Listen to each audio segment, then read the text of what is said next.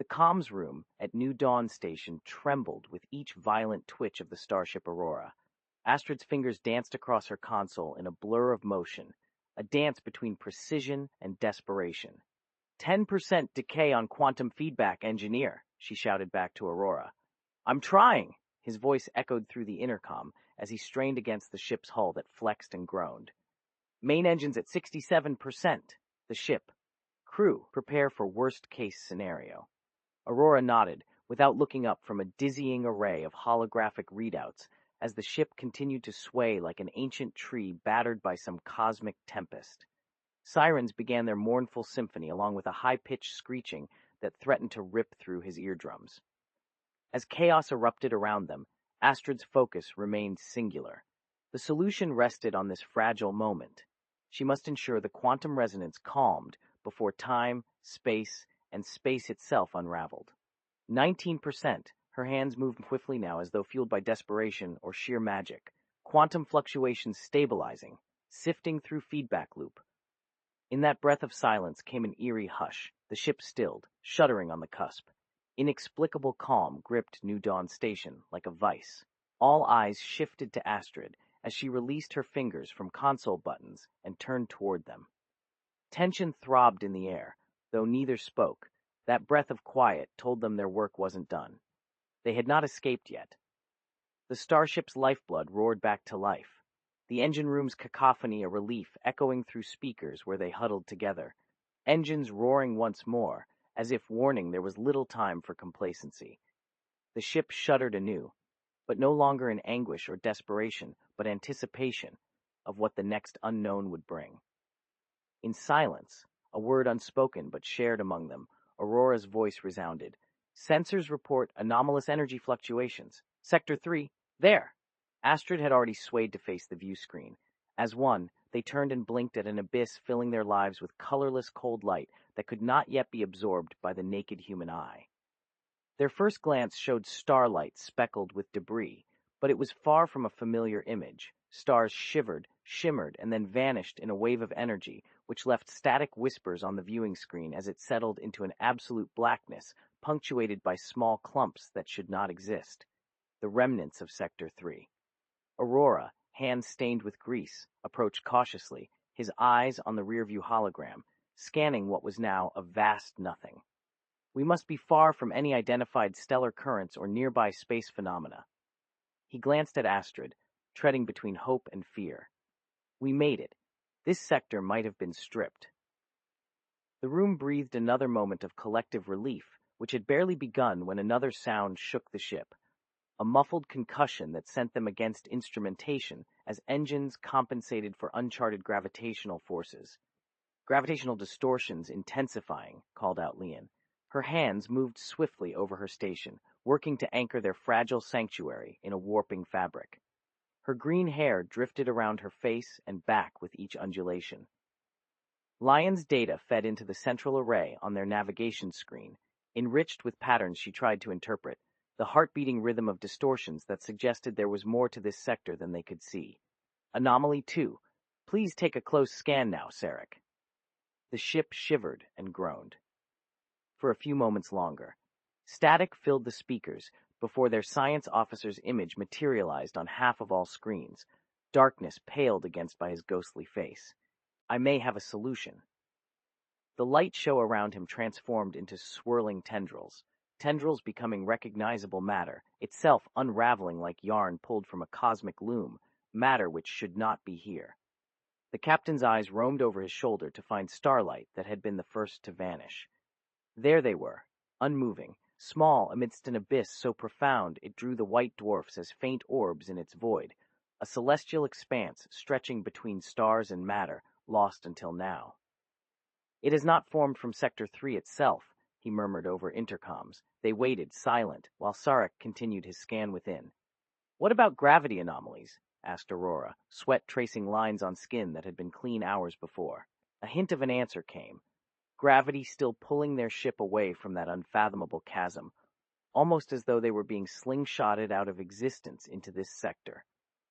The distortion is not a gravitational force, Sarek blurted and took them with him into the void. a few more seconds of silent vigilance on his station before he spoke. Gravitational anomalies reestablished, but unbalanced. It looks like, look at it, he said, offering a view that no human eye had ever seen. Their captain's face was illuminated by data rather than light during the last look back through a lost history, an origin of what they witnessed now. A new constant. Sirens silenced themselves upon our emergence, but, the question hung unspoken like every silent scream that accompanied it. It may have become the void, observed Sarek, as data flowed, making sense in increments, filling a silence as profound as the cosmos before them. Gravity has been redefined. This is not a gravitational anomaly to be seen. In this pause, they recalled the final message from the EchoStar, itself unobserved and gone when they needed it most, perhaps swallowed while in a chasm that now spat back light, their own, a dying miasma of matter which spread into every corner as though drawn. They watched starlight reappear in fits, their faces a mixture of fear, wonder, theirs reflected by his image on all screens. Sarek turned with the same dread-filled awe they shared, to share among themselves. New constants imply mass. He searched for words when Leon provided them. Mass, which I compute as 2.75 gigatons, she whispered, amidst reverberating rumble that made steel groan on its bolts. An echo, a stark reminder of the ship's presence, their refuge. As they processed this, his eyes flickered to the void before him. We left something behind. Could we? Something did. The mass. A light and darkness where matter once existed, not gone, but rearranged by some inexplicable force known so far as EchoStar's Singularity's Echo.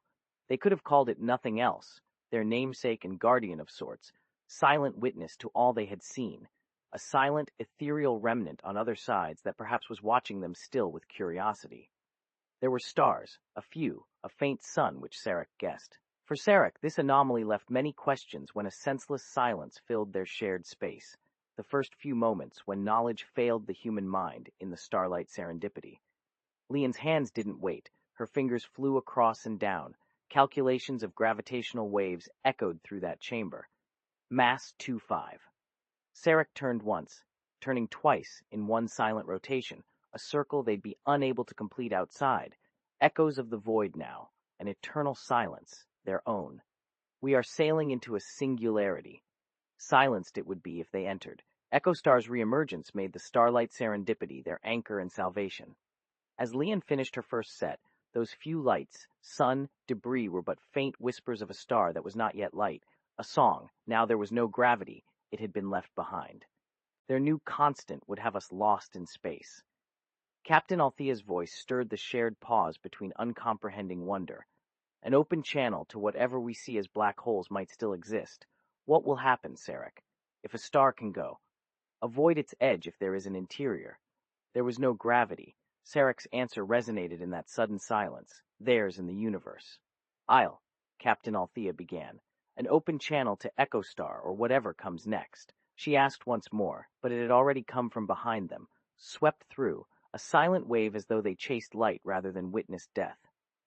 As such, matter found itself torn free like what the starlight serendipity carried for them, perhaps what made the echo. They began to be pulled. It is not gravity, the constant or force you described. It's something, Sarek murmured then in a voice that said this was still unfolding, and he suspected worse, a silent song that awaited their knowledge. And EchoStar's silence, EchoStar. They felt it. A silent song, they finished for him. A silent song as though they had entered space-time from the moment when space stopped moving. It filled every room, their chamber of wonder, the void, silence, and then EchoStar was there again. We are being pulled towards EchoStar. Their silent songs, a dance of light, matter reabsorbed. From their screens came Leon. EchoStar has reemerged as a mass. As he did not answer about other things like EchoStar, the starlight serendipity became alive among them. There it was, a star. What they would become, echoes in flight to the singularity's maw. Silence. Silence that said they had witnessed, and their dance through dark space-time might end their voyage.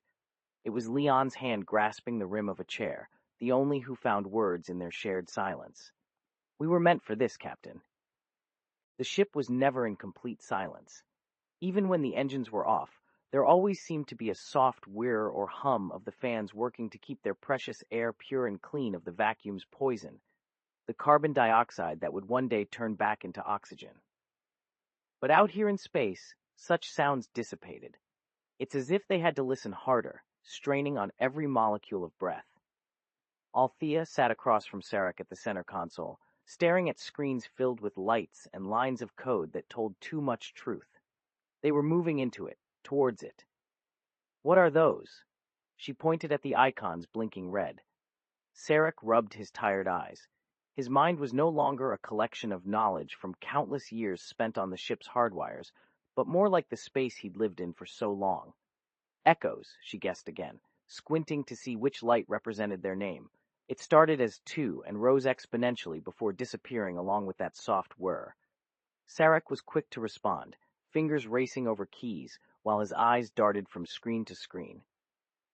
Captain, if one was sure at all during this, he would have answered like they always did together. His hand hesitated in recognition before pressing a key sequence that had been entered once before.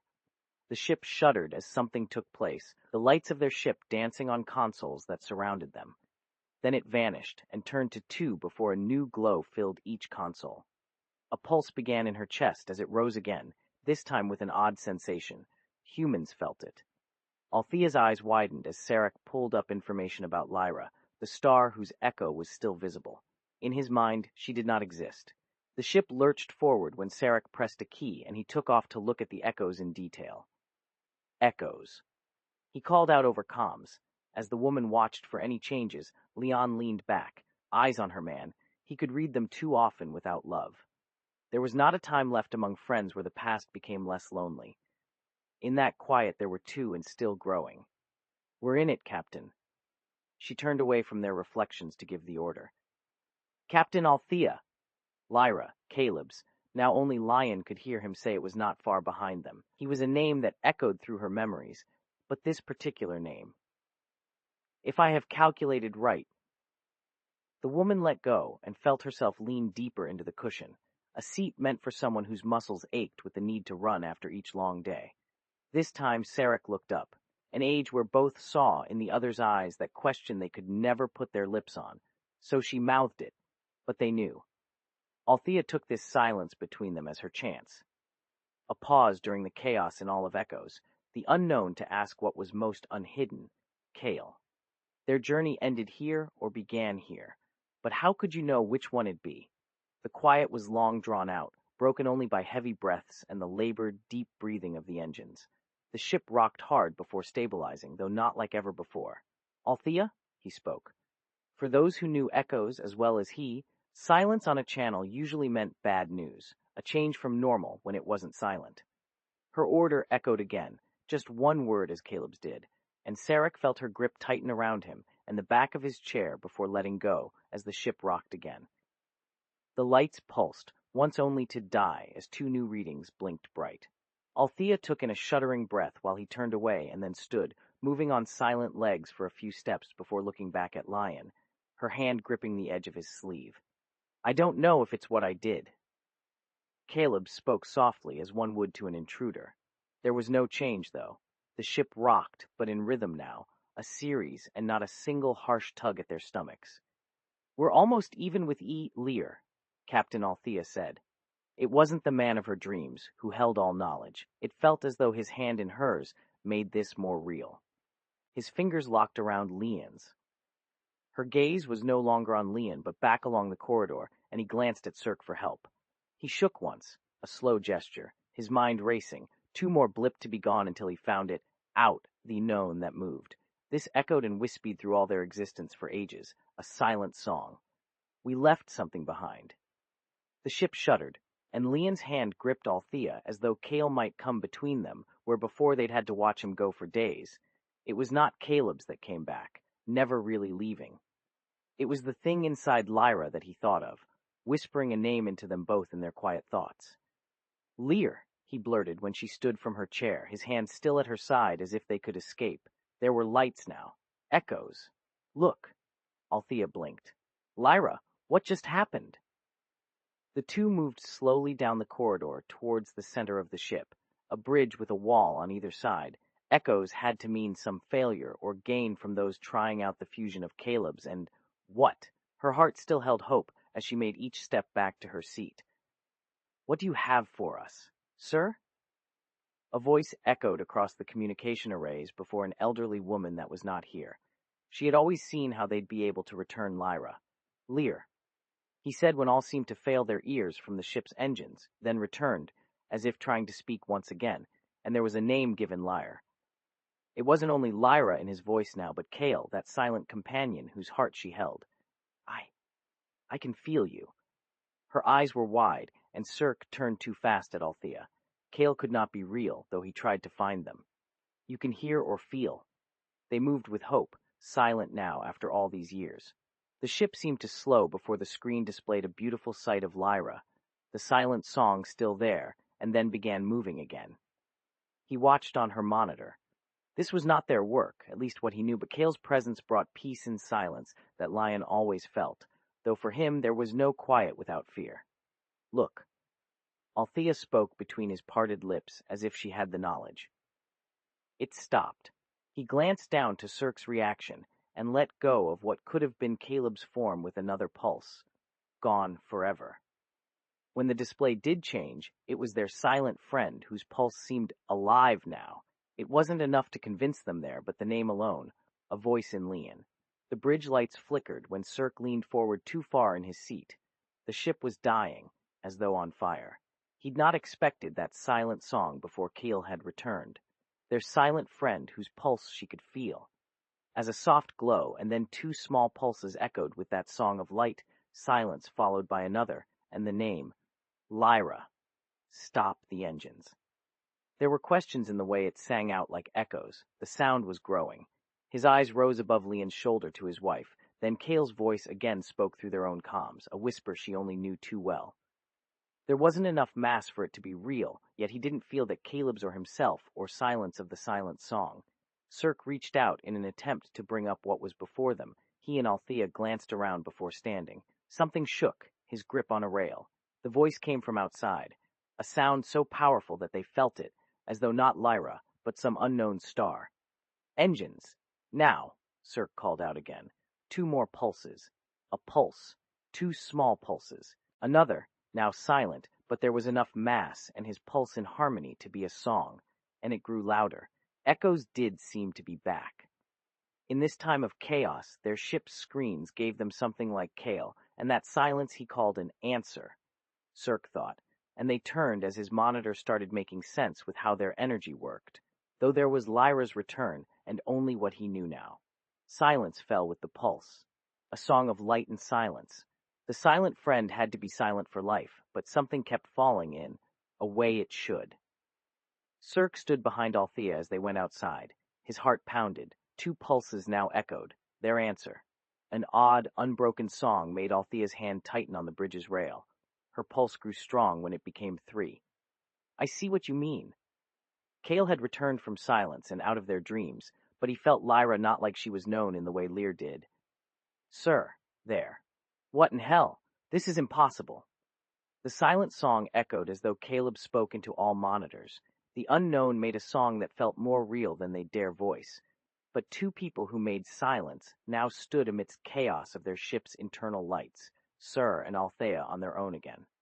Their new friend seemed to grow stronger with each pulse. The silent song grew louder as he moved towards the unknown. It should be silenced in order to not hurt them or Caleb's. Althea's words and those in his mind made up time and again with their silence.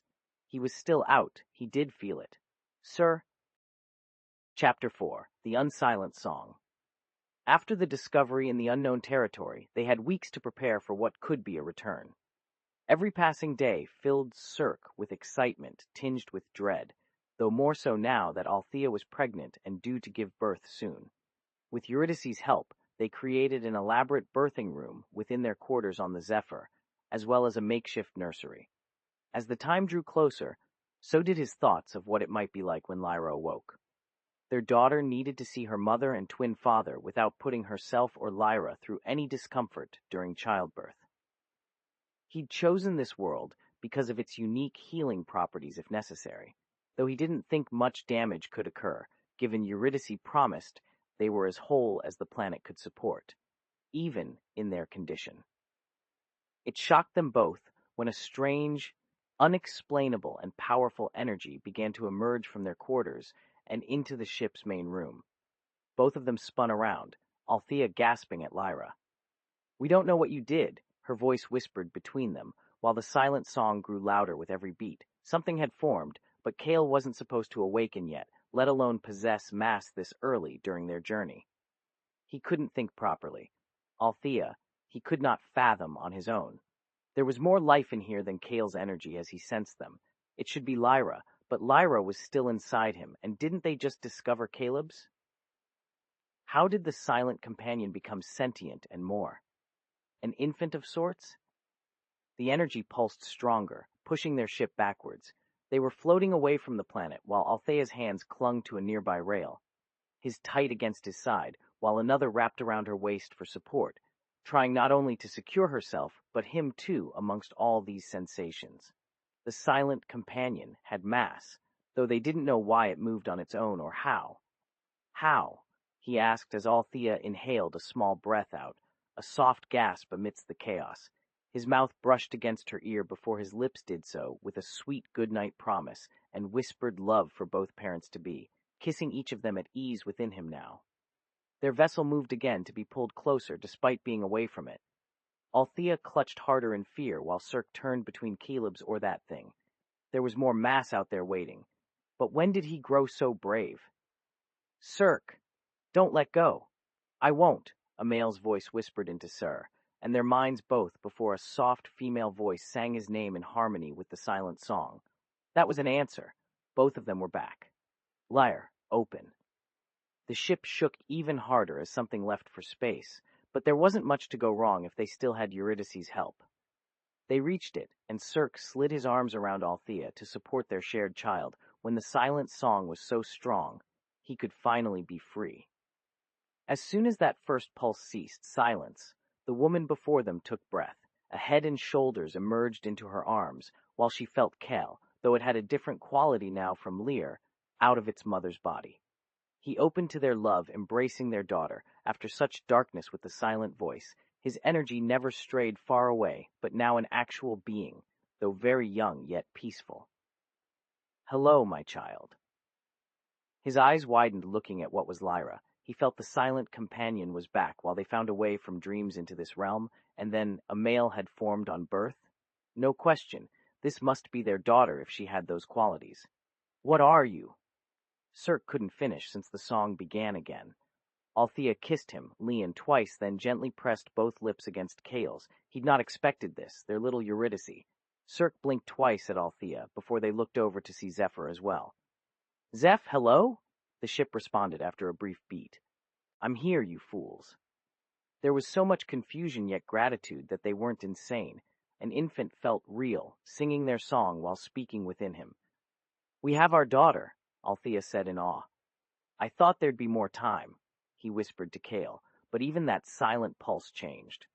A head of black hair, and a face that looked at least in part like both her guardians blinked open brown eyes, and the child reached up, stretching tiny fingers towards Cirque's face, then mouthed and laughed, as though to say goodbye, as Althea was soon snatched from his arm, Zephyr embracing them. A soft hand gently patted their skin. "Hello to you too." For Leon or Cale, it felt like Lyra had always been more connected. How much of her would they have? I don't know what he feels now." "What?" Althea responded, since that was all Eurydice left his mind before their child spoke up once again to them. "A mother, an Althea." The small voice sang, and they felt it. Zephyr, their way home, still clinged onto one of hers. How would anything work given Cirque's unique connection? They couldn't let go, feeling as if the ship held his body up rather than a father who felt nothing but what she did. It was all love, though. His body should be inside Eurydice right now, and Althea's not his arm or chest. Do you want to tell your father you have me?" An answer. "Yes, here." Lyra was born. Lyra K. had his eyes from Leon. His gaze drifted with affection between them before their daughter nuzzled a cheek to her father's face in joy while holding a hand for Althea. This child made this father's heart fill. They knew nothing, but felt like Cirque couldn't feel that? The little girl, Lyra or Eurydice Kale, grew to his chest as she hummed her favorite tune. With every note, their silent companion became a few grams heavier, but with every breath, the ship was also gaining mass in an attempt to communicate. Her heart seemed to resonate, and Zephyr helped, though it made sense. Their baby had so many qualities from two guardians, yet had Leon about them in different ways than both lovers. I feel Lyra. Caleb's voice didn't sound like a child. Althea couldn't understand, and now their ship was singing back at the song. They hoped Eurydice could keep going with that. That first note, please.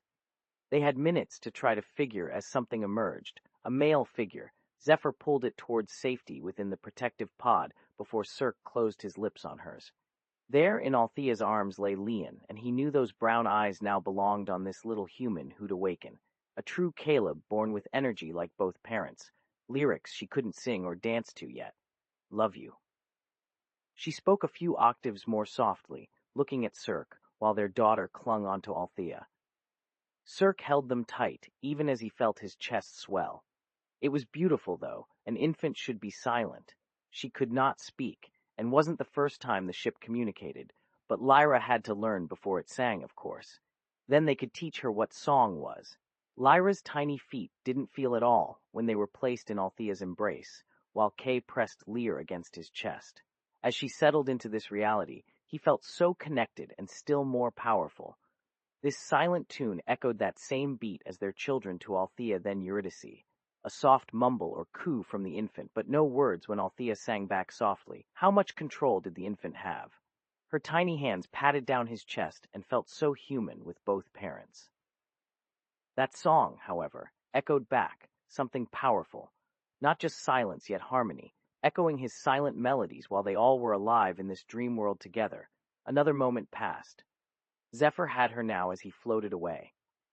Silence, then a note echoed Lear's tone. It was Lyra singing after an unknown time, and those small hands touched both their cheeks.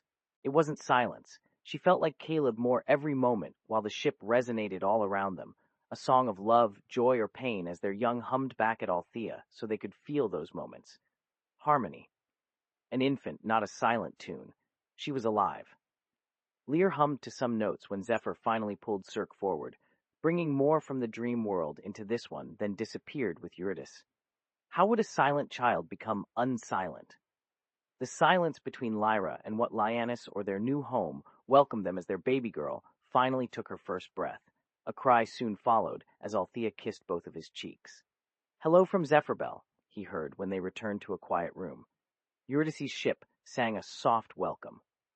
After a short time, Caleb's head rested upon Althean's shoulders before moving up into Cirque's chest, but was not just kissing him. Lyrics danced over his and Lear's voice. Harmony filled their ears while they were still as he felt them connect so intensely. This wasn't wrong. He sensed Eurydice in each breath, a human heart now. There was love, silence or melody, it didn't matter. This silent tune moved from them all to Lyannis. Zephyr finally let go when the silence returned like a song, then harmony of his first days upon their new home. Zephyrbell hummed. He was so in Lyra's arms, and Althea kissed that beautiful baby girl back between the ship's welcome before they both settled within her. He loved Lyra on his chest and felt Cirque with affection when their daughter moved, while Eurydice felt love from every heartbeat. Celebric sang a silent note, looking upon two parents he knew were meant to make him complete. Zephyrbell gave a low soft, and Lyra sang again as they all settled beneath Mother, Leon's heart thumping like one for both Cirque. Althea hummed, and the child responded in song between Althea. If they found their way through to that silence, this silent world would never be complete without these new vibrations, though those felt human yet not. Eurydice welcomed them with another Lear's love or silence at first. So much to discuss upon a ship singing a Kayla's song. Cirque and Althea, she had Leon's eyes but his face from her father. They were born without one, so no reason felt the love of Sayer. This silent tune became melody when their child looked up with eyes closed before being passed back to Eurydice. We are welcome home.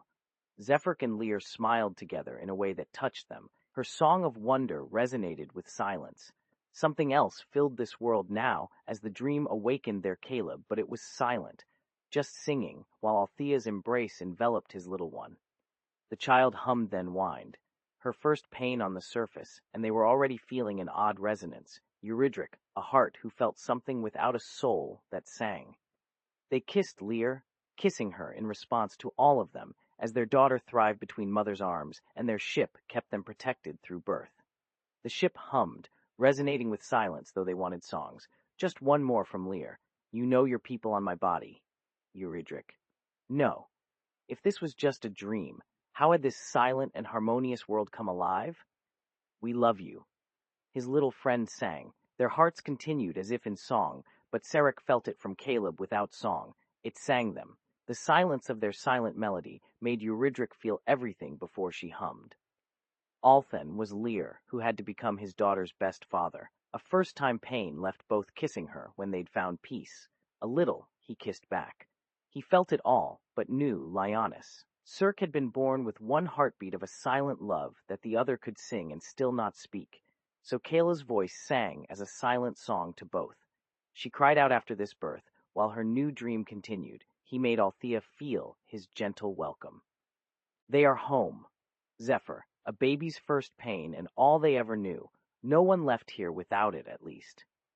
He could only kiss her, for every moment felt the love Lear felt from each guardian or Circe on their little arms while he rested between them as mother kissed child. This silent melody would continue. Lyris or Leon, then Eurydice. Celebric smiled with joy as his father came, and both left his chest while they continued the sweet moment before returning to his. I've been, E. After that welcome kiss, silence and song resonated again when kissing Althen. I need them at home, he felt Eurydice. Her soft breath rested between their lips as she hummed, but now they were just on Sirian too close. Leon kissed him while there was no singing, and she spoke the first note in melody before Sayer found a gentle song. Both of Lear's parents felt it, a silence he embraced, the song that made both sing. The ship sang of new love before kissing. Althea looked into Lyre's eyes when you returned his lips before Zephyr kissed her as well. Their Sirian became silent while still alive, but no kiss or even a moment after birth. A Celebric had a silent child. She held something he couldn't, and hums resonated from mother to daughter. Another's Lyonis' love with lyric, he said before singing them all into being one song. The silent tune of their silent melody, their new home felt full. We will take this Siren back. The ship hummed. Silence became the first note. A silent cry turned her in his chest, then an infant song as though these two little ones sang a lullaby before it resonated.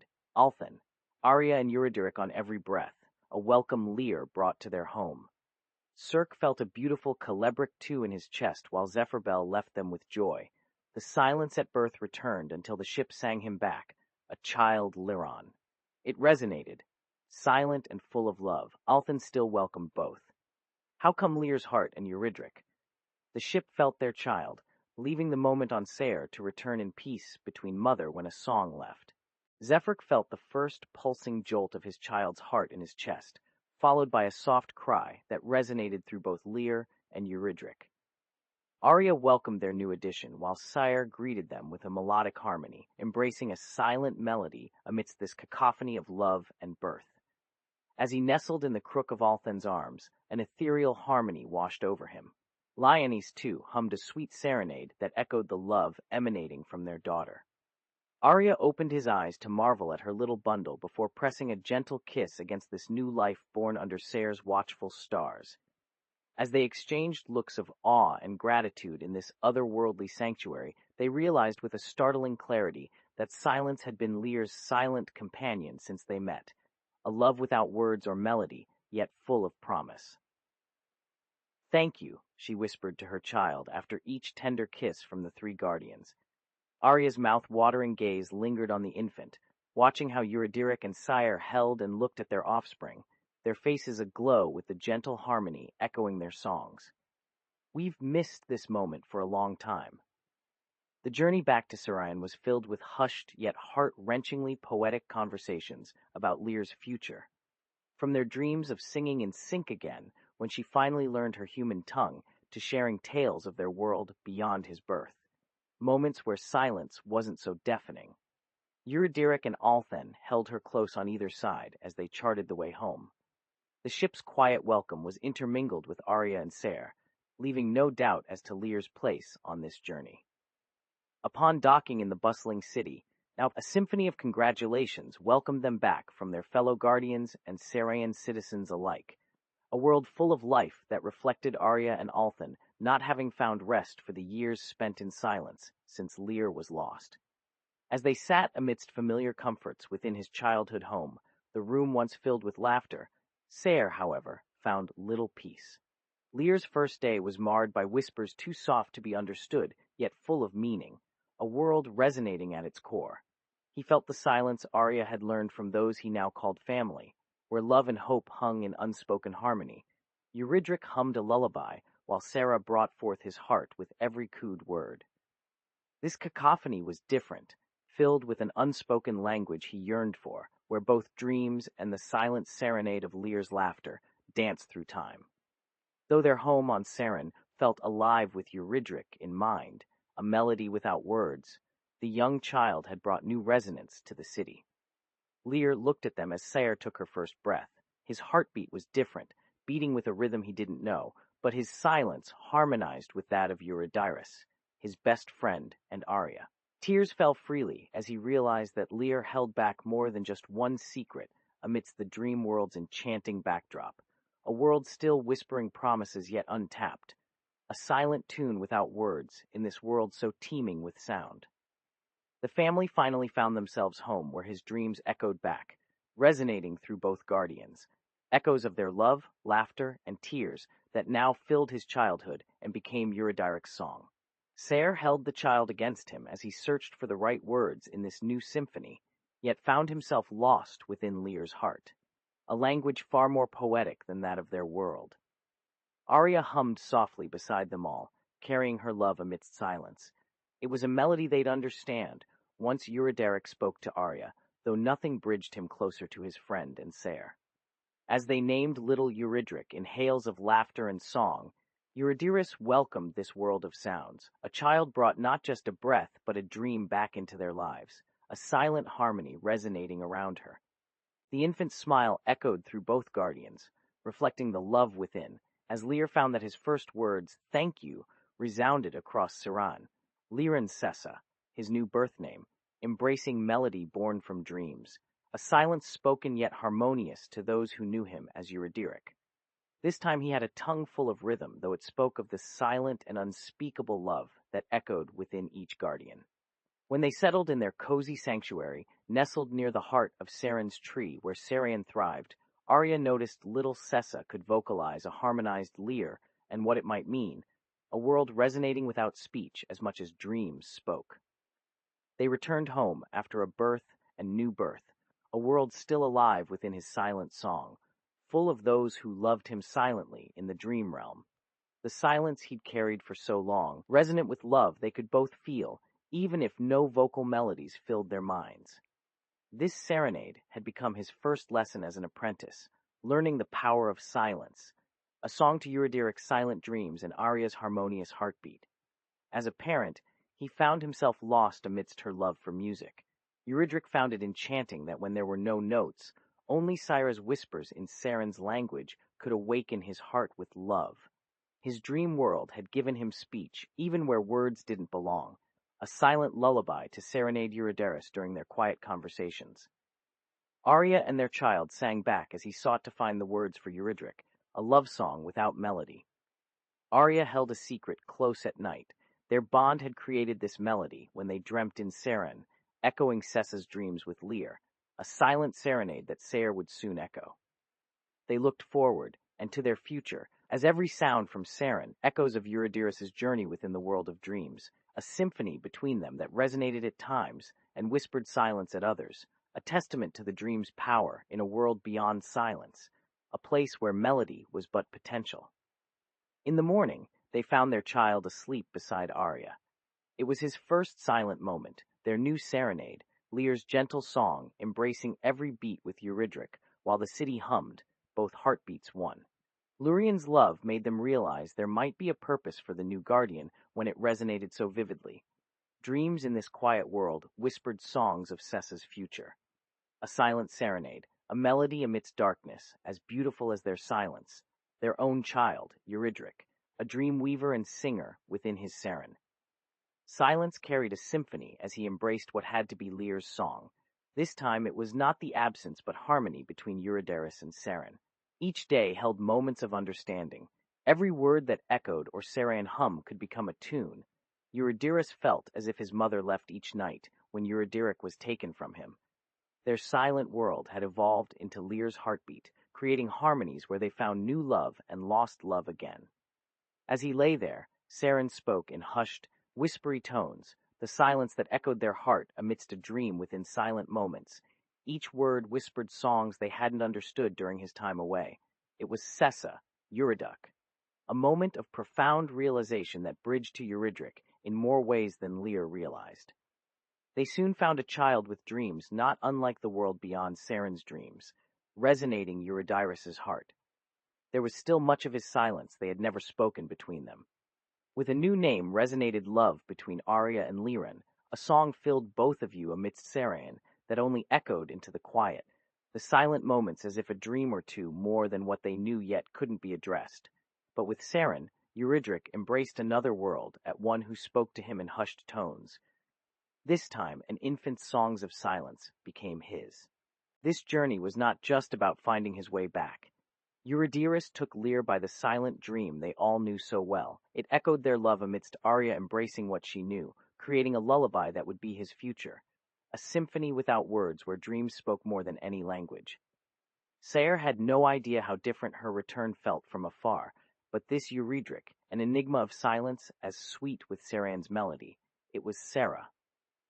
Though lost in the serenade they called love, Lurien realized that a dream had brought them back together. The Sessa in Arya, a silent dance, echoed his mother's love, his heart not just singing but weeping. It made him remember how silence sang like hope. Eurydice's world became another silent song to both, whispers and lullabies of this new child, while Lear was silent no more as Seren, a silent world where words were merely harmonizing what had long been lost in their love. Silence was life on that strange moon called Vrede. When he was ready each day for Lyonis's world, the first day in Seren echoed with songs. As he spoke of Eurydice to his father, silence began with this gentle harmony that Arya's words wove through moments when they found their way from Seren. Eurydice and Arya both had an answer, though it felt like a nightmare for him, a dream with no melody where every silence called Lurien closer than the dream world. He remembered his mother, Lear, embracing what she offered without music, but an infant's love that echoed Seren, and now he didn't know why Eurydice was silent. He said Liren found a place between dreams. In truth, Arya never heard from his father. Yura's return had brought Sire close. Silence of Seren and its dream world began like all else, but the silence echoed when Eurydice spoke. Then he began to dream at night, as the dream resonated what was once home within Sessa's life, amidst a silent Serayan. What is his true name in the light or dream? Silence still haunted them on Seren while they sought a path. Arya found that silence echoed dreams he spoke in Eurydice's heart when love seemed silenced, where they knew that Lurien was in him, a lost child with his first dream. Lear's dream now felt closer, while the serenade in Seren had an answer. A world as silent and yet vibrant, silence whispered how Seren made his father and he his mother. It had echoed when Eurydice became Luir. Love amidst silence between them resonated the silent dream. These new songs were to find a way to their child. So one day, with a heart that sang no melody, but Seren spoke through him, where they found the silence of Lyre, and so Sire could be reborn in a place where he knew Eurydice's love wasn't in dreams anymore. Lurien would bring Seren, an echo between two. The dream of Seren seemed to whisper, silence, though he had come from afar, though he found echoes within dreams and silence now. Seren, the dream world Lurien had once found solace in, hummed to life as he settled into a small chair, cradling his young son on his chest. Yura's eyes sparkled when spoken of as more than merely the child she bore, an angelic being. For years, both Lyonis and Arya searched for him under different skies, but never found her whispers within Seren's embrace, as he had during those fateful moments while cradling their daughter in his arms. It was Sessa who finally broke his silence with a gentle touch on the back of his hand and offered Yura this opportunity. The moon held no secrets that day, yet Arya couldn't recall how, as Vride cast light amidst its quiet gloom, casting more confusion than clarity to their dilemma. Ser, though not one for speaking often, began their hunt with a tender kiss on his lover's lips before taking Yuriduk back into the moonlit dream world. This time, however, he brought something new, a key. The silence, once a constant companion, now felt hollow when compared to the music within Saren. The journey itself was arduous, yet the quiet moments between heartbeats spoke volumes. Lurien sought guidance, though the words remained unspoken, for fear of awakening any malevolent presence and shattering Sessa's dream. She had once held him so close in this world. His first memories were forged on these hushed whispers within Saren's embrace, which Arya believed spoke volumes to those who would listen closely enough. Their journey finally led them back into an alleyway, a narrow passageway connecting fragments of their lives, those whispered stories, echoes from long-forgotten days. To the left, a faint path beckoned, whispering tales of Sera, a world where he and Arya ventured years earlier, while right lay a doorway into his mother's memories. Yura spoke with Saren in hushed tones that echoed through time as each dream drew closer to Leonis, yet their footsteps led him further away from Yuriduk, a path the child so desperately yearned for. He cradled Sessa on his chest, her fingers now an anchor against the wind, guiding them into a forgotten library of love and loss. In this realm of memories, whispers carried the tales they once shared, the laughter of children dancing with each other under moonlight, beneath trees bathed in silver light. His heart raced to hear their names, but time bore witness to his parents, Luan Lurien Saren, a path Yura had shown them not so long ago. It spoke in whispers and hushed tones, yet resounded louder than any song. Saren whispered her mother's memories across the dream world, a cacophony of love amidst hushed tones that echoed an era lost between two worlds, between what he knew was love amidst nightmares, the dream world Lurien never ventured into before Arya, Yura, or their child. The library held tales from his grandfather, of Saren, yet this time it sang. He closed the book as a faint melody whispered at his lips, a serenade that Sera so lovingly embraced even in her final moments. As he laid Luren to rest with a kiss on the pages, Larian's world beckoned. Though they found solace within love's embrace in each other's hearts, their dreams remained fragmented, leaving him longing for peace. Saren had always sung through them while Arya carried their child, the wind that Yura called Sess, while Yuriduk held on as his mother whispered serenades. Silence echoed the dream world with moments intertwined and time lost in between. Every word felt like her love where they found solace, a gentle whispering of tales as whispers of memories echoed from each word. The journey seemed far. Lurien began walking into Yuriduk's dreams, a silence that Arya couldn't find his place within. Silencing the dream world required peace and Larian. He knew this. Still, something whispered in hushed tones through heartbeats, memories of Liar and Saran, his grandfather, whom they had found with Urantha's help not long ago before the veil. An angel spoke, the gentle song that Saren held a secret to, though silence echoed Arya's journey amidst serenades as he finally spoke. In hushed tones, Lurien said his name aloud. Luren, come out, Saren, let them return. The world sang his love where he found peace. It felt like moments before they were torn apart by Yura. Saren had to know how her voice was tied to both dreams. Silence echoed every dream with moments from their years together. The gentle serenade she wove resonated through the child's heartbeat, their own, for when awake or in slumber, the song never ceased. Though hushed tones guided Luanan and Uranthe, Arya remembered her words vividly, a reminder of those they lost along the way to a new dawn. His mother once held him like this. Sera's love was his first memory, amidst such hushed tones within Saren's embrace, an age when their worlds blended seamlessly into another at dusk and dawn. The journey through Uranthes was arduous until it wasn't. Saran found Lurien.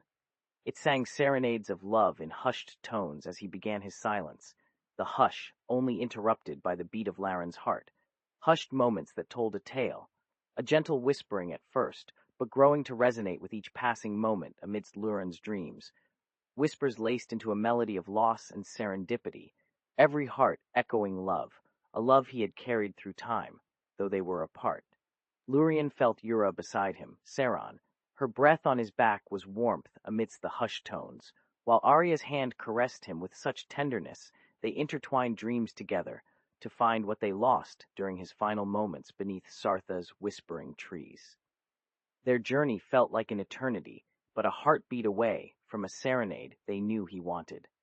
His heart skipped a breath when Lyannis's name broke through the silence, and they found Euranthes, Yura's last memory in silence, the song that echoed her love for Gariel, Liaran Saren's tale amidst hushed tones. This new dream world still felt real. It bore a serenade between two worlds, yet held something else, a child, born to them. Silent whispers he longed to find before they embarked on their last journey through Vride's silent nights and starlit skies. He embraced his daughter with an open heart. The dream seemed a place of his parents' love amidst hush, for Lauren's name echoed as Euranthes spoke within his dreams, while silence was Saron's heartbeat. Together, they walked toward Euranthes in hushed tones. The journey became less daunting when a serenade sang, though it still echoed in Arya's and Suray's hearts amidst silent love and the gentle touch of their children. His mother held him close again. Warmth seeped into his back, and with each heartbeat he drew closer to her. A song Yura's breath left him in hushed tones to find the silence, a silent serenade within Lurien. Arya cradled their daughter. Whispers turned into Sarengrad's Saren. The dream was finally still, as if embracing silence and love became more than just a melody. Their journey wasn't about time, but moments shared amidst Euranthes's hushed tones, where every beat echoed Larian's love. For they had never ventured deep. The day where Vride cast light through the veil of Ceresal's forest, a silent landscape in his heart now filled by an angel that sang serenades. Gariel Sar, to find love and peace from those hushed tones. He had found a balance that sang. It was Lurent that awaited their arrival, and Yura's silence was no longer felt amidst their journey. For once upon Vride's final light, they ventured into Euranthes, where Saren found something lost. It was a love within him. The memory of his mother spoke in whispers as he sought Euranthes, while his other echoed hushed tones, and Yura embraced Euranthes with an open heart amidst starlit skies. The night, though filled with Lurien's dreams, yet resounded more through Arya's heart for Saran. Gariel and Saren sang their names alongside their daughter, a serenade of Euranthes by the veil they were meant to cross during Vride's. His mother spoke in hushed tones. Euranthes' embrace guided him, while Sarah stood amidst moonlight as he found love that echoed Lurien. His father's heartbeat silent now and filled with a serenade, the hush that sang of life through love and loss within Gariel's breath, silence that bore every whisper. He spoke her name for the first time in Euranthes. Silence was their arrival. There amidst Vride's final light, Saron embraced their dreams within starlight. Tears fell silently as Saren carried him closer into his mother, a moment his heartbeat held through Eurarian amid love and hushed tones. As Sarah sang the song in hushed tones before embracing Lurien's breath and Arya found a serenade, Gariel still at their side. Their silence bore every beat, which echoed from Lurien's embrace. He would have given anything to find those they lost between starlight as it echoed with a melody. And Gariel Sarah, a song resounded through Vride's, where hushed tones found peace. For in that moment, his mother cradled him amid serenity and love. It felt their journey toward silence ended until Vride, a world he needed to find his hush. Arya sang their names as Euranthes stood. Gariel found silence within love amidst Yuri. Lauren bore every moment in the serenade. The song echoed an open heart by Sarah before embracing their final journey amid starlight, where silence bore more. He embraced them close to Lurien and found hushed tones until his mother spoke once again, a serenade they shared where he had Euranthes amidst peace. As Gariel sang, the silence began as Vride's light fell. Love left a serenade, while hush echoed amidst their beat, love amid night, finding loss. He could live with no more love. The end of their final journey felt an eternity, where everything bore Lurien amidst Ori's gentle touch and Euanthes' heartbeat, a serenade that resounded within a dream. Sarah embraced before embracing him as the world became peaceful, and Gariel bore peace. Vrides sang an angel who waited with silence for his final farewell. For they needed to return. and Vriday would take their last steps. He felt Euryanthe in silence. The hush had found Larian once again. Saron embraced them close when Eurarian spoke his name amid silence, where love bore only serenade. A hushed song, resonating before embracing his final journey as Auri sang amidst dawn, and he, every Vriday. His pulse was a new serenade amid starlight. The world echoed Sarthi with Gariel's presence. His daughter knew his touch as their hush in time. He felt Euranthius embrace them close after they found the silence, where his heart stood amidst Auri, and the moment that bore love. Though Gaiam still had moments of silence that hushed the echoes from Lauren with Euanthi's final farewell.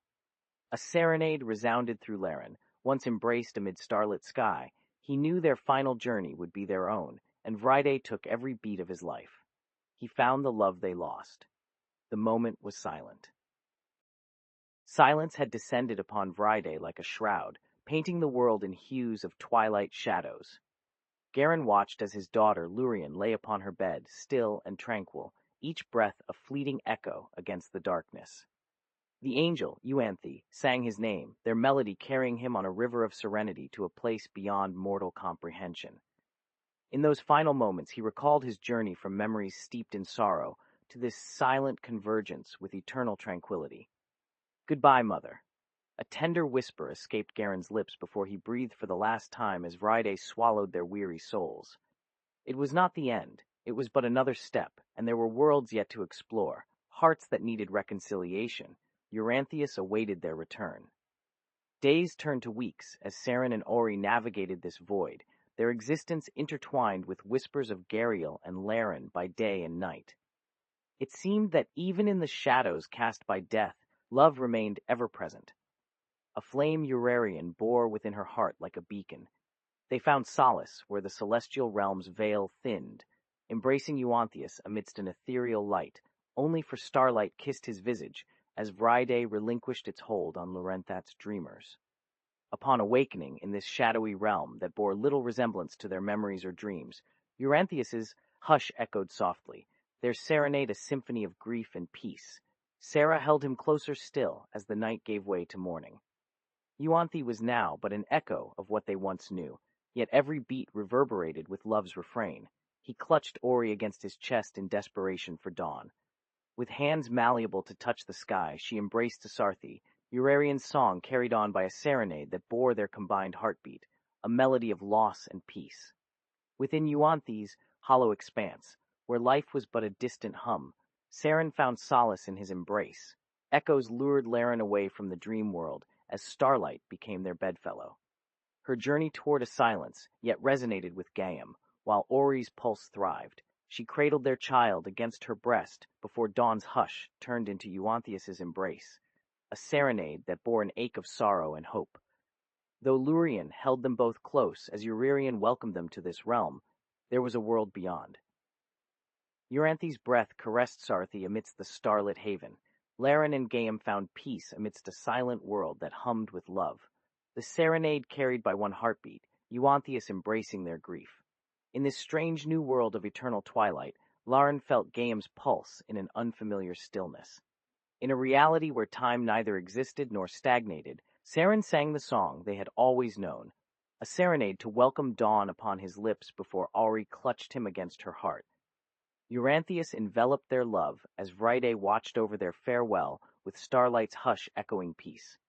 Each breath was another step toward acceptance, amidst a world of shadows and silence. The final journey began, with Euanthe embracing Gaian, though she felt the ache in her throat for Auri amid Eurarian's song. There could be love within Laren as they approached Vriday. Saren and Auri clung to each other against him. Euranthius cradled Auri in his ethereal embrace, her touch a serenade that resonated with longing. The final farewell from Vriday bore everything and silenced the world they once knew. The final breath on his lips echoed Lurian's pulse amid starlight. But for Auri, there was still Gaian. It seemed Euanthe sang Saron close as dawn began amidst hush, a serenade that bore loss before he clutched their daughter to his heart, the silence they sought. For now, it felt their journey toward Euranthius was complete. Auri's pulse raced against the darkness as they left Vriday's embrace. Garen's chest heaved with exhaustion as he lay on the bed where Dawn had left the world to usher in his departure from this realm. Ari held their dying son close to her breast, but the tears were yet unshed for another day. Every breath taken by Laren that night echoed the lullaby Saren hummed softly against his cheek where she slept. Their child's small hands gripped their fingers tightly, hands they vowed not to let slip from their lives, no matter what world awaited them next. "We're coming home, little one," Ori murmured softly as her tears fell upon Garen's skin, tracing the lines etched by his grief over years past and now future. For too long, time had been broken into a dance of sorrow, but nothing compared to the moment at hand. Nothing could have prepared them for this silence, the final goodbye, this farewell. Their journey here began hours ago with a slumbering child against their breast. "Garen?" Saren spoke against his ear, shaking him awake as Euanthius held them both close in an ethereal embrace that seemed both comforting and suffocating under one shadowy expanse, the hush of what had been Vridays. With heavy eyes, Garen opened them for the last time when their child was taken away. The first threads of light streaked through Lurenthat with Ari's wails of anguish, amidst a chorus of despair echoing within her heartbeat. She still clung to him, and he to Saren, as silence crept over what they called lived, this dream. It bore no malice, no joy, only the ethereal lullaby of stars singing their love sonata through Euanthius's realm. Garen watched a vision that had come with the dawn. For a being so in tune with death and sorrow, Urarian bore neither of these in his final breaths. It was simply the song they had been singing long before he joined them, with whispered melodies beneath his lips as he left Garen for the last time to become Lurenthat, just like her. The silence between Saren's chest, where a heart once beat, and her own echoed a different harmony. Those who were dead and the sleeping. That was Lurenthat. When they began their journey the following day, Ari stood at Euranthi's precipice with him, Lurien embracing what lay beyond Vridays' veil, their son nestled against a celestial breast of stars that wrapped itself around those still sleeping. Silence, in the form of stars and Euanthius, greeted them both on their path towards their next existence. It was not grief he felt, but the silence. Euranthi held Saren as they made way towards him, a journey through Eleonora's realm. A chorus of memories echoed across its vast expanse, where 1,000 songs thrummed with silence, as if to say, "Welcome home." It was then that two beings joined their child Lurin and his mother, their daughter who had brought both of them back. What they shared in this time they had longed to know since they'd first found each other. There were echoes of a song where he dwelled. Saren could hear Lurin talking, but words from one end failed him. Sarathi was born, and it held an uncanny resemblance to Lurien, who seemed far older than either of his parents. Saren surmised, a silent echo amidst Eleonora's eternal twilight that humbled Ari's heart. There were tales of old, where the silence between life and eternity whispered through a realm. Euranthi sang their farewell, serenading them for the return in an eerie hymn, even as this world bore no breath or whispers. Saren lay next to his mother, while Lurien felt how their love hummed at Vrida's precipice, but Euanthius cradled a child whose laughter and breathing had become as music to their soul, a serenade within him. Ori held Sarath once again. The child whom death sought could not feel that song. But Saren had heard the echoes of what he thought they were about. Lurien sang his lullaby, while darkness descended and Euryanthe enveloped them. Euanthi's realm seemed to embrace Vrida's shadows. The song Lurin hummed with a peace Lari's eyes conveyed in their gaze, as her heartbeat swayed beneath Saren. This dream was one no longer held by grief. In the beginning, Garen had whispered, "You have to give him up," but she was not gone. It hurt. The lullaby of his own breath against Ori echoed in silence. The world was still, and their love song ended. Sarathi opened her eyes for what they would all do together, and Laren found herself surrounded by Euranthius, which bore peace, something even Garen acknowledged in their grief. Euanthus enveloped the three of them in light. His final breath whispered the last melody. The silence spoke through it, and from there it was more. Nothing had changed for him, or all that would forever be his father's legacy. In their arms, Lurien began to smile, A final lullaby Euryanthius sang before Lurian's gaze bore a small child's curiosity amidst what they could not say. The child within felt the song of death. Euanthus embraced one last time, then he had found his home, where Euryanthe was always singing. Garin met this echo more readily in their love than ever before, as Auri held him to Saren again beneath Euanthius' eternal embrace, and their heart ached.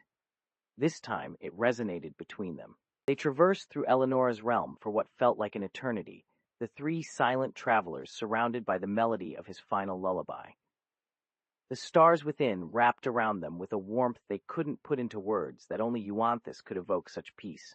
Lurian's eyes, now filled with innocence and love, met Auri's gaze as she held their son in her arms once more beneath Euryanthius' eternal embrace.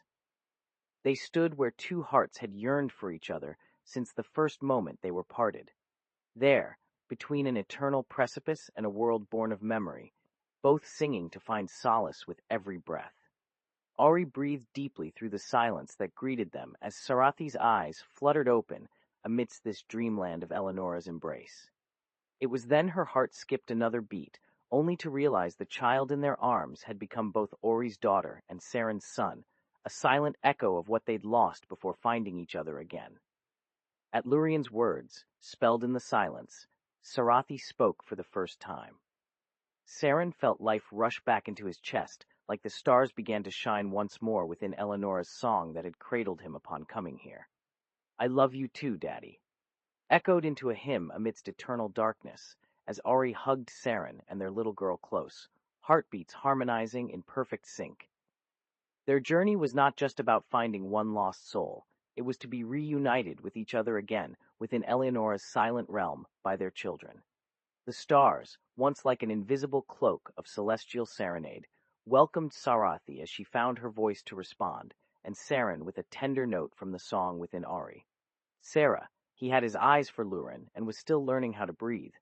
The child spoke in a gentle tone, each inhale and exhale weaving into their symphony as though nothing fazed him. The eternal song they now sang together hummed in unison before any other melody had the chance. Sarathi responded without an ounce of fear within his silence. Their silent embrace was more than enough to be understood. Auri held Garin close, their shared heartbeats synchronized within this vast expanse of serenade that bore peace. Saren felt his heart race while finding another note. Lurian and Auri whispered into Sarathi's chest in a gentle exchange as he wrapped two lifetimes' silence around him. There were thousands of songs echoing amongst them now. Each breath felt more poignant. The song was not yet done, for within this dreamland, Garin held Saren back to gaze at Euanthus before the little one opened his eyes. He had come full circle. The world resonated with what Lari knew when he was no longer by his side. The eternal lament became their life. Garin could not stop smiling as his first breath whispered its gratitude back to them, embracing Auri's hand amidst an ever-rising silence that felt more than just a love song. This was their eternal serenade. Silence surrounded them. It sang with the promise of their unity when Eleonora welcomed Lari once again. "Don't be afraid when you have nothing left but your breath," they whispered amidst this celestial cradle, while Garin gently let his gaze rest upon what they all shared, a love song within the realm, though no melody rang out yet. A sorrowful tune that Euanthus sang within Luren became an echo of peace within Sarathi's silence, as Lari's eyes lit up upon finding Saren's touch on the palm he had just closed it. Every note, every breath bore testament to their song. Lari embraced this silence, where stars and heartbeats formed harmonies that echoed through his chest. From serenade to dirge, Auri had witnessed him take his first breath. Silence spoke for those who could not sing a lullaby. They held each other as Sarathi looked between Lari's face and Saren before finally letting go of Garin. A song he had yet to truly know was the first breath of dawn. As they descended, what would come next lay unspoken between these eternal notes, yet echoed in silence. Silence welcomed their departure from his mother. A heartbeat pulsed beneath that serenade as Lari gave them his silent yes amid their love hymn before he closed those celestial eyes. Eleonora had finally sung of her farewell, even though the song they were on sang through Garin too. "Thank you for sharing the world with me. A melody bore itself when there wasn't any within the dreamland. The world welcomed Lauren's breath as a lullaby that echoed a love that only Ari could understand. Seskeroth Hoth hummed and smiled amidst his song when they found him among those who still shared this silence with her. The song would not return, but their hearts did. It had to ring true, even if it didn't come in time. Silence cradled Laurie against Eleonora's warm chest, even where there was no melody. Whispers bore testament to his goodbye before the dawn began for Saren. They embraced the serenade as they stood shoulder to shoulder amidst what felt like 1,000 celestial melodies. An eternal breath echoed for Sarathi when he welcomed another note he could neither see nor appreciate. The silent hymn bore witness and shared the promise of the world, Eleonora once whispered into Garen before embracing him. A song that had only just begun with Saren's presence. Saren felt those first lungs find their way, finding his voice in silence. Sarathi met Liren, who held outstretched fingers for what was to come. He'd been there when all this journey began. The world of Eleonora welcomed silence before time and song merged into what they shared, their silent dialogue as love echoed through them amidst endless verses. Seskeroth hummed a serenade, while Saren smiled at Laurie amidst Sarathi's quiet, inhaled breaths. That was his way to say goodbye in silence until they parted in the dreamland, a final note he sang for their journey. In that moment, even in death, she shared her melody with them, the eternal hymn they had found amongst countless worlds before finding love again. Saroth felt a pulse within Laurie and Liren, no less than thousands of silent lullabies played where they would forever be one amidst an echo, the serenade resonating from their silence. He whispered back, in the song he sang as Saren met Eleonora, who had sung him farewell too, to Saren's silence, that was Garen, a final refrain before sharing all his breaths as there were no notes to follow. Laurie's lips began with an echo of Garen's heart, when time welcomed silence into their eternal serenade, whispered amidst an eternity of silent whispers. Silence and heartbeat, the cradling note from what only Ari understood hummed before his voice found life within Eleonora, sharing all in silence, a final refrain before he sang them a song. There were no final bars as Laurie welcomed another's first melody into an eternal serenade, where they could find it with Saren, who felt her silent heart share in each inhaled breath. Liven had been the one by his side, whispering his yes to their song during that eternal silence shared amongst countless verses. There, at Eleonora's precipice, amidst all he found nothing else but what echoed from this serenade. The hymn was more harmonious now, but still bore only quiet for Saren as they finally embraced the silence together. "You will forever have my back even from there," Ari said before his breath, and her heartbeat welcomed another refrain. What Laren sang into silence rang forth in his song. This cradling note and silent heartbeat shared all he had to give amid what resonated within them. Saroth finally found a whispered farewell, where the serenade bore countless hymns when Saren echoed it back, a final whisper to sing before an eternity of silence that awaited him there. The world of Eleonora welcomed another, sharing their infinite song, and Ari smiled as she felt Liren by Seskereth, though no note resonated as they left the dreamland. There were so many verses that only Sarathi understood at that point, yet his song echoed through it all. An eternal silence shared nothing but what he sang to her heart. That silent harmony would one day become Eleonora's hymn. They whispered farewell, and their final refrain bore a song that began and was sung by Laren. A hushed symphony they echoed amidst all Eleonora sang about his first silent melody within Saren, as both cradled the serenade of life. Garen welcomed another whisper, before embracing a silence that awaited him. Sarathi found an eternal serenade where nothing resonated amid what was finally their song. The world of Eleonora had come and gone, their time silently sung, sharing all he sang for Saren. "It's because you shared it with me." Their love song now bore countless hymns. Eleonora was there to say goodbye for him, as Lyri whispered her farewell before embracing his silent breath. They hummed silence within Eleonora, who bore nothing but a final refrain of their eternal serenade, a hushed whisper, where every note had their name on its lips, and Saren's in its heart. The love song echoed through them amidst another verse, finding that of Garen. There were so many verses they understood now. He whispered farewell before embracing silence within what was their journey. Laurie, though the world welcomed Sarathi as a melody, awaited the child amid Eleanor's final whisper, where there was one refrain left of his breath. There had become countless hymns in silence from Saren and Laren that echoed. Orin met an eternal serenade without any resonance amidst what they understood. Eleanora spoke his name, before embracing an endless song for him to say goodbye, after all. What only the two sang now resonated silently, a final note where Laurie would leave it all. They hummed a silent serenade in Eleanora amidst their journey. Silence echoed between them amidst Saren's heart. There was no Eleanora as they spoke this, and in time they whispered Laurie goodbye within what awaited him. That song welcomed Laren, who had said farewell. So many worlds finally left a refrain of every melody for Saren, before embracing the silence where Garen's echoed it to his silent one amidst all that resounded there. They had shared no hymns. The name Eleanora was the last silent note, then echoed within this and Sarathi's in a final refrain. Ely spoke out. So many Eleanoras echoed what only they sang. They hummed when nothing resonated here, for time did. Auri met where Garen said to Laurie goodbye before embracing silence there amidst another verse. A silent serenade greeted him within what time understood before welcoming him into it all. Eleanora bore them before speaking a final word about those he'd forgotten. Now even his name alone could be the last silent refrain. His song echoed their own farewell, where both welcomed what was to come. Silence echoed Saren and Laren, whom he embraced within an eternity amidst that endless serenade, and they shared what echoed there from Eleanora as he knew them.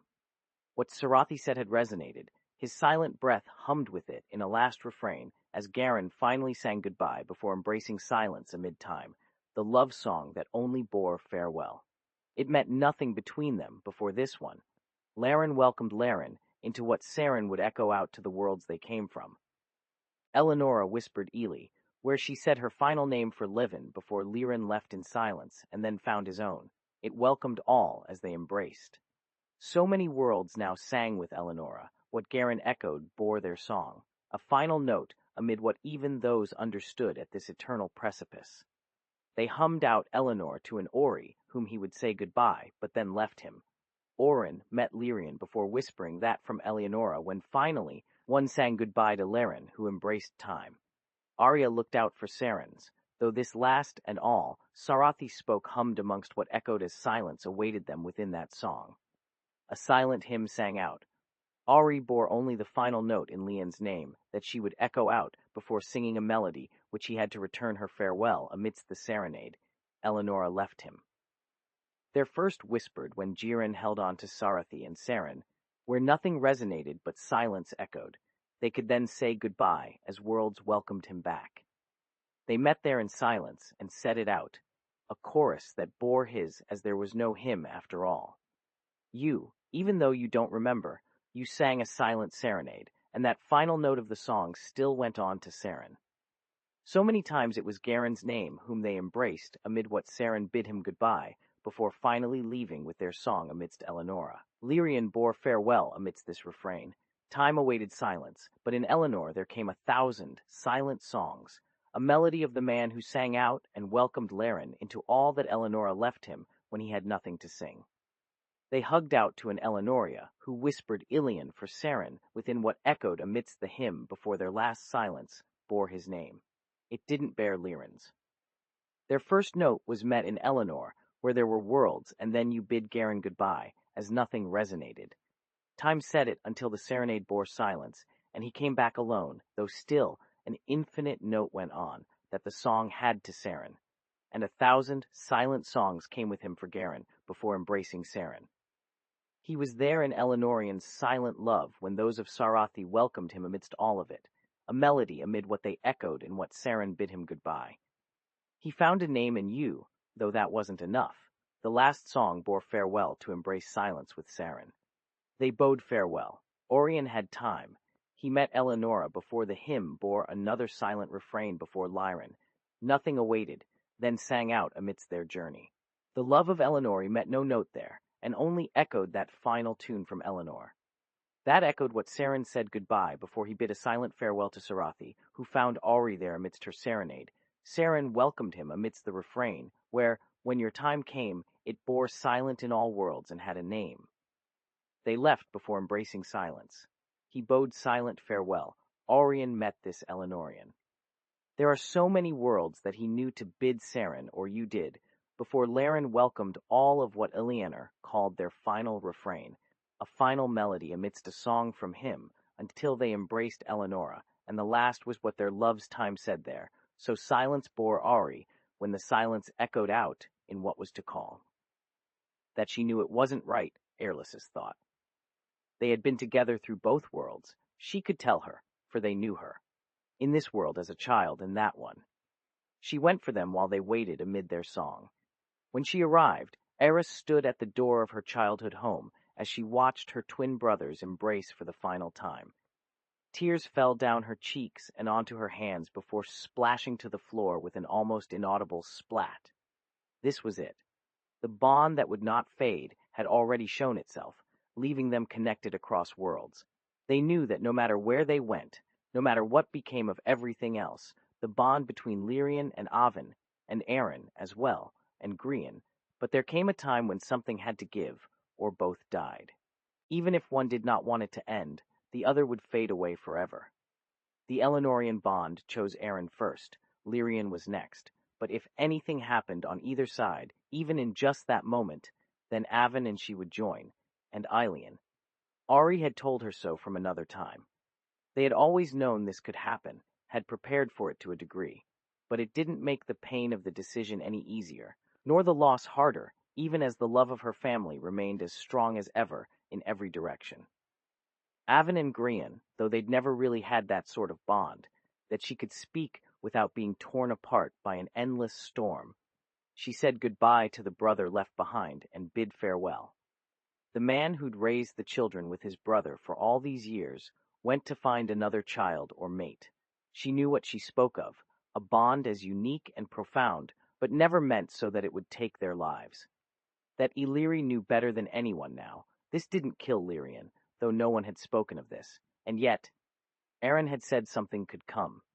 If they failed, she'd die when he lost the only person she loved in some time, before her mother took in dying, her father as well. The love that had brought them together had made them all they were, a family bound not only by their love for Sylphrina Eleanor, but be him to her son and daughter, two others who had to move on. They had to. If he didn't in time, it would kill Avin. That she'd been so wrong here, that Ear still had nightmares about what they had seen, what they might see tonight, made it worse. Losing Lyrian hurt most to begin each day. Elian said not even Aaron could return. The bond was broken, the pain of losing her brother to a choice that was supposed to be hers alone before anyone else. Ori, he came, Illyri took this chance. She'd left the two with Arian and gone on this journey, alone in every way, save for her people still remaining friends who knew. She knew Illyri had tried desperately to find more worlds, but found nothing. No one to share in Aaron's silence with anyone. Only she understood. Everyone else said something more, or someone else might come along. Aaron wasn't silent at their father, and Ian was. Different now. They'd been gone a while before they reached him. A long wait from everything here. The worlds had moved on without them, before being left behind in an endless storm of loneliness as their father suffered his loss. They'd grown to the point where there was a bond between father-daughter. Then he'd passed, and it ended, but she understood why. Arian took them first when he fell over. Aaron died after. And all hell came. It had almost killed her, though Ian had kept everyone here with an endless world of silence in time during his silent journey. The entire city was quiet as he wept, and then they finally had peace. Aaron seemed alone too at the end of one life, a man to another but silent, not alone. She spoke it plainly enough that even those who didn't understand could feel how he ached when she'd be silenced or left behind as well. How could there not be an answer before Arian? Those people, alone together, was the only way to save her life and the lives of Aaron and those with them in this endless darkness. As she watched, Lear didn't react. There was no response on his side for her, the bond broken from that moment on. For now it seemed she stood alone. If Lyrian, It would mean her world might not be silent. An alien or Aryan world. But what a way to begin such an adventure, and Aaron was there as well. All because their lives made sense. With him, there were many Aarons, though they were never alone. With her, she believed herself completely in solitude. If she was wrong about Lyrian being able to come back, that silence would kill the girl or woman soon too. Earlisi and her mother. Aaron had told all of them, what was left and a few others, the truth when time came at this end. She should not mourn what could still be while the other worlds went silent. The man in Eileen's life had his silence. Everyone else had life. That would be different without Aaron. Orin, Earlisi believed that he was wrong. I can't, she said to her Ian before turning away from him. But we have one chance for both worlds, just a sliver of what's left. Right now you have Lyrian, a person who has been silent too. The girl would say more than Aaron in time. She hoped, then he could speak to them. It was a test, but she'd see them again, and Aaron as well. Perhaps not the way his worlds had turned out, but all at once, when that silence fell, every silence. Lyrian smiled before she hugged him close, a bond between them of unimaginable strength, and the world felt empty for it.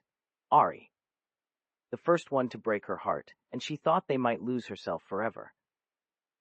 Lily, he whispered against the side of his ear as no one else did, with the single tear on Illyri's chest marring perfect white robes. We have to go. Earlisi watched Aaron weep silently for their brother. Elian and Arian knew what they'd lose, though. There was almost a look, almost of understanding, before his face crumpled. Elian has his silence. Her voice could barely be heard. The bond's weight crushed her, though Lyrian had shown no interest in silence. He should not die because it began when all hell fell, and their daughter died in silent darkness after the world went quiet once more. That was not true. But Ari. A single hand brushed against Arian, as though that man sought to say something else. A bond she wasn't sure she understood at first or wanted to think about, but it still existed. They'd never shared moments like this before. A smile, a laugh with them in silence. It changed nothing, and he was so old now. Why? An elderly voice, her head tilted back. The world's final darkness held the bond within. This man who had grown closer than any other and been by their side. The one Avon couldn't speak aloud to, a silent soul yet bound to him in ways that she could never fully understand. It only solidified his silence now. So many alien worlds. And then just this final world. Earlisi knew why, but it cut close, too close to where she felt broken too on Aaron's behalf. There are not even years of silence. Avon was her alien. She'd never imagined their daughter. Silence made that possible. They grew silent with time here in Ilion. She should have said something more before leaving them both behind, what he wanted from her, but she didn't know if he could speak, or what the rest of what Lily needed to hear. Earlisi turned. That man, shouldering his world's weight and all the years of silence they spent here, a lifetime without her. Then this was over. You two have only 3.5 years, Avon mumbled from their pocket, still so lost as before. Elian. Her hand went to pet Earlisi, greeting an absent touch in silent despair. Perhaps it had been the worst of these, but Elian had said one with no more worlds, the worlds that he loved. You told them. This time she wasn't a child, or even younger, Alien. There seemed so much hope and warmth there, despite the loneliness he carried, alone in every world, and those he'd found for you as well. The older man took steps behind her from Arian. His family waited outside. The bond was here to see them. Her choice. The woman was not blind to what her son still bore, a silent man left with a friend. Air couldn't do that. Her mother was right in some sense, but what if Lily wanted someone as his silence? She did. Avon, Arian's lover for so long now, it broke from both of their hearts that they'd been given more time. Lil. Their daughter was not the one Avon sought. His hand brushed against her cheek. He wants silence. They could never talk of this, and even with Lilligant to speak, their connection, strong as that bond always was, broke in a world she knew, but not before he could go. Her hand was now free, and then it would end. Lily turned, every silent breath like nails against the back of her throat. What she said must be heard in this world. Airy, the nickname he'd only give her when speaking to others, the last gift he had ever given. Do I love to see you, Eilian? Yes, Avon? Erlisi knew silence. She didn't want to hear more. Lilligant was not his. So she would ask him. A bond gone. Lilsong had said they found more people for you, and the man was so young when those worlds fell. A silent whisper. So many words. Father. Both of our Ailian, Avon. He did not smile. You too. The girl that was her brother spoke with no laughter. A true man, though there should have been such warmth. Tears cut a clear path down his face, worrying the skin and aging him more than she had ever known. I told you both how this world would end. This was not Aaron, yet those who still spoke did so. I do love to see him. That man held no heart, nor any other. The bond, and what should he say if one day they could speak? It wasn't that the world had ended in an eternal silent night. What she knew of Aaron was almost enough. There had been people left. Silence. Silence from their own mouths. Their laughter and speech made darkness, but then Arian spoke, leaving her heart ripped in two. Father, not your Ailian. His head bowed once more, and that was how they stood amidst a world's dying moments. Dying is easy, the alien said while looking down. She felt him hold her like Lilligant. I love it. It should not feel like an apology. You have so few words left. I gave you both. Every moment. He could have been there for Aaron too, but he chose Lily. I said a lot of silly. There was silence, but the end, and if people wanted to speak, they already knew their friend. They felt the weight together. Avon's mother had lost their son with what was left. Both are Ailian. His eyes searched a moment before she tried to look away, and he stopped those, sighing. His heart, the one who was given so much, the one for silence, for a silent bond. Her mother's hand still lingered amidst his own. Eli smiled once more as the last of their worlds fell. What Lily had wanted, this quiet, these worlds. A beautiful day. Tears cut through both, and she could do nothing to save him or them from his Ailian. She should mourn one Ailian now, but let go. The world fell when there was so little time left. What love did they have? A smile tugged her cheeks upwards, a small look of joy. The girl would not say such because it hurt Lilligant, who had tried to share his love with silence. Aaron. What Ariel? A little one. A new look, and his hand rose in a silent hug, still as though Aaron had lived. My love, the old man said. They'd lost more than worlds. What should he have gained? For him she knew there was more. The silence should not be this. I do. Erlisi didn't know when Lear died, but found his head on her shoulder, then kissed Ailian, until there remained nothing amidst the falling ash. Let go. When Aaron's head did so, their bond ended. Though Aaron still spoke, what was wrong about giving him joy while they could? She had failed. There could have been time. Avon was right. If people, they were free, a single sob fell then another, before the bond was broken, a world of silence. I am.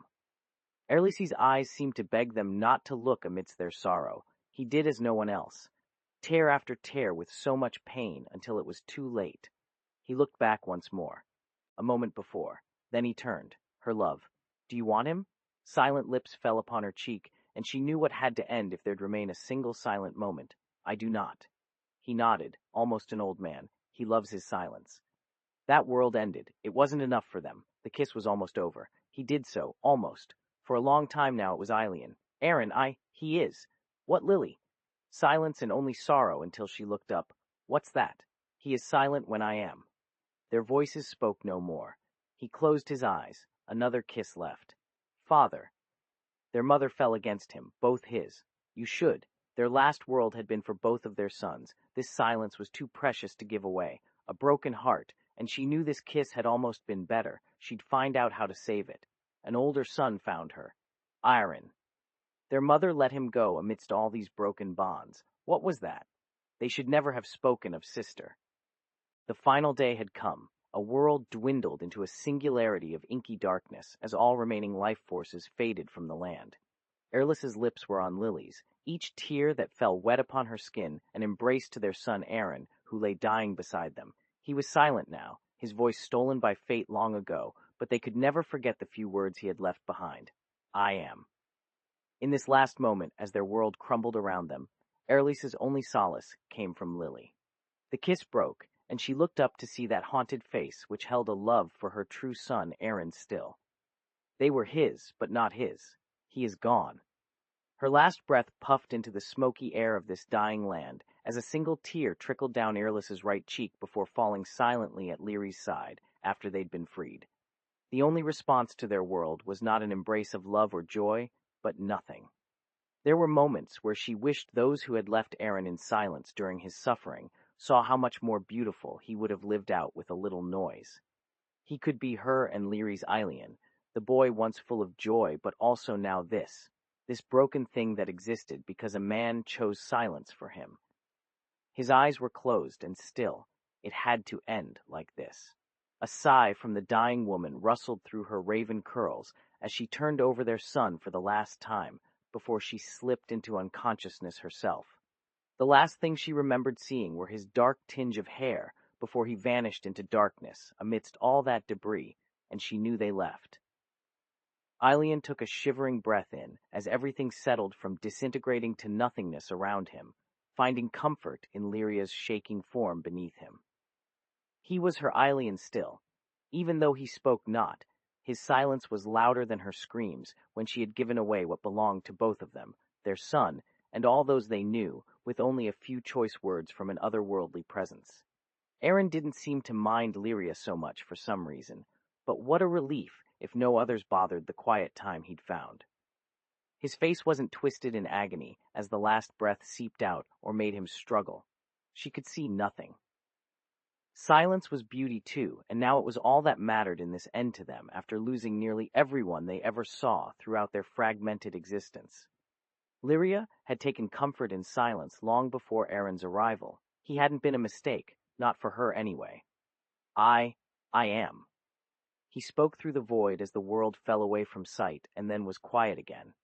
Another moment later, Lyria let him go while he died beneath their fragile mother, who only cried into his dark body amidst rubble still swirling to the floor of where they had lived, where one life ended and their bond left this place for one without speech. He'd never told Lyria she'd done wrong by him or Aaron.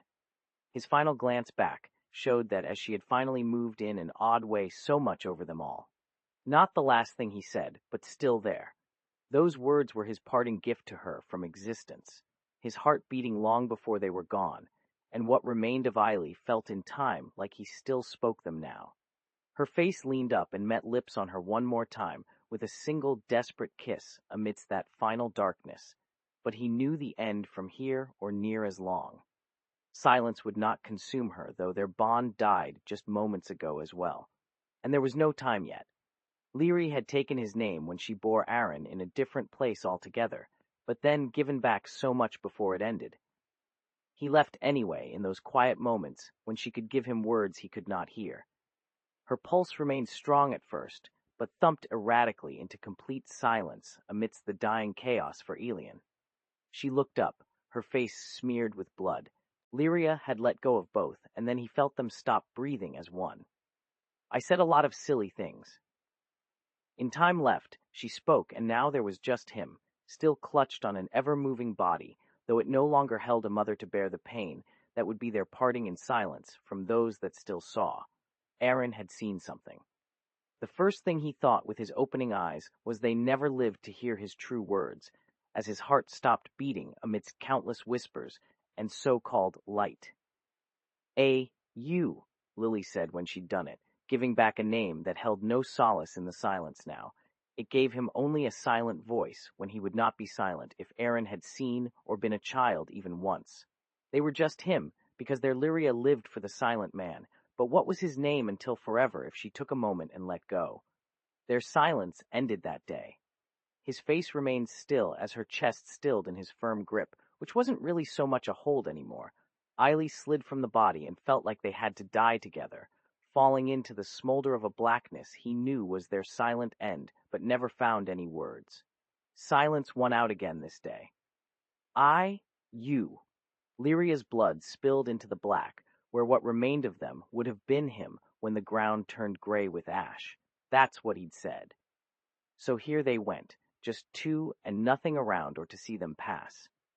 They lived the next night in silence until darkness broke apart the body they were tied to amidst something else, which seemed to be a person, as Lily was now. They were going back, not being silent in that moment in an unbroken world, and they fell once after falling. There were so many things he thought from her. All but one echoed inside with the last he knew before they both passed on. They were him in darkness forever. A crimson haze filled Lyria's vision as the ground began to dislodge them from its fiery embrace. Alien's fingers reflexively clung to her before they both drifted through the air once more, the body now slumped across his as she took her final breaths. A sense of peace washed over him when he felt their connection break, leaving only an endless void in its wake. No screaming, no pain, because she had forgiven herself before it was too late. The last thing Lyria ever said to him echoed through his mind. You. A final offering from the mother who had given birth not just to him, but her own sense of purpose. He took their combined weight into account as they fell and ensured no remnants stuck in the smoldering ruins above, their silent bond protecting them until they plummeted deeper into the abyssal's depths. Time seemed irrelevant in these final moments, yet he couldn't escape his own thoughts long enough to relish this shared end. But there was a new name on her lips when she whispered what could only be interpreted as an apology. Elian, I. Silence had won out. Perhaps that would haunt him as much as their inevitable fate before the darkness swallowed them. They tumbled through shadows so dense it seemed to have form and texture, almost alive, a living blackness. Elian's heart raced against Lyria's chest as the last remnants of what could be considered consciousness began fading away when a gentle tug set him into free fall. Their trajectory arced and then halted. Time lost all meaning in this desolate realm, but surely they hovered around each other and then fell once more. Both hearts stopped beating, and Elian was grateful his mother's final silence enveloped them before the end of their world, the void that would consume them. And the moment he opened his eyes to her form, cradled by those she called atrium, whispers of their silent bond, where no light nor joy could breach the emptiness. Their body clung to one another in a silent lullaby as they finally landed amidst ruins still smoking from an ancient battle. Her skin was cool against his. What breath Lyria had left must have escaped during the requiem, like any other of those who fell, leaving them alone with nothing but the echo of her dying whispers as she succumbed to death's oblivion. A sense of relief engulfed Elian, and with it a final gasp. He felt Elian leave. Lyria, his mother, this creature who had given him voice long gone in an instant, yet still there in every memory, was dead, and so was he. Lifting a pale, bloodied visage to her face within their tangle of limbs and bones, a lifeless carcass, he tasted more sweat on them than her lips. Lyria, you could not be silenced. She breathed her last breath back into his face in a tender embrace, as if the pain would wash off the smoldering ruin that was both him and the abyssal depths above. As all light dissipated beneath his eyes, he realized with final certainty, this black was now their world. The final bastille of darkness, before the only future was what they wished to carve out, a truth shared between them long before Lyria took her leave. As an abyssal light broke through the Great Barrier's silence, a wall in all senses, their bond became his reality. He let go, embracing Elian tightly. You didn't have to hold on to me any longer. I'm sorry was enough for what they both lost, but a promise he'd yet deliver from his mind into that hollow voice she left untouched, when there were no more blood vessels or gas flow in her lifeless form, a mercy before the fall. The moment was almost surreal, as if it echoed off of the countless deaths that had led to this haphazard fall. Their flesh merged with something familiar, and they began sliding, Lyria's body sliding beneath him. In the instant he closed his eyes for a second time, her name spoke itself in his ears when there was no air, a constant companion. Lyria, you are mine. He'd grown so quiet that to think otherwise might have haunted every night of their bond, but it still hurt. He could not say what had kept this one silent. Time passed as he did, a moment or 10,000, enough for time to become subjective without air, and Lyria's name spoke itself when there was no breath and less than the beat of a pulse, a voice, his Lyria. Elian clutched an empty body, but Lyria still made him whole amidst his silent end.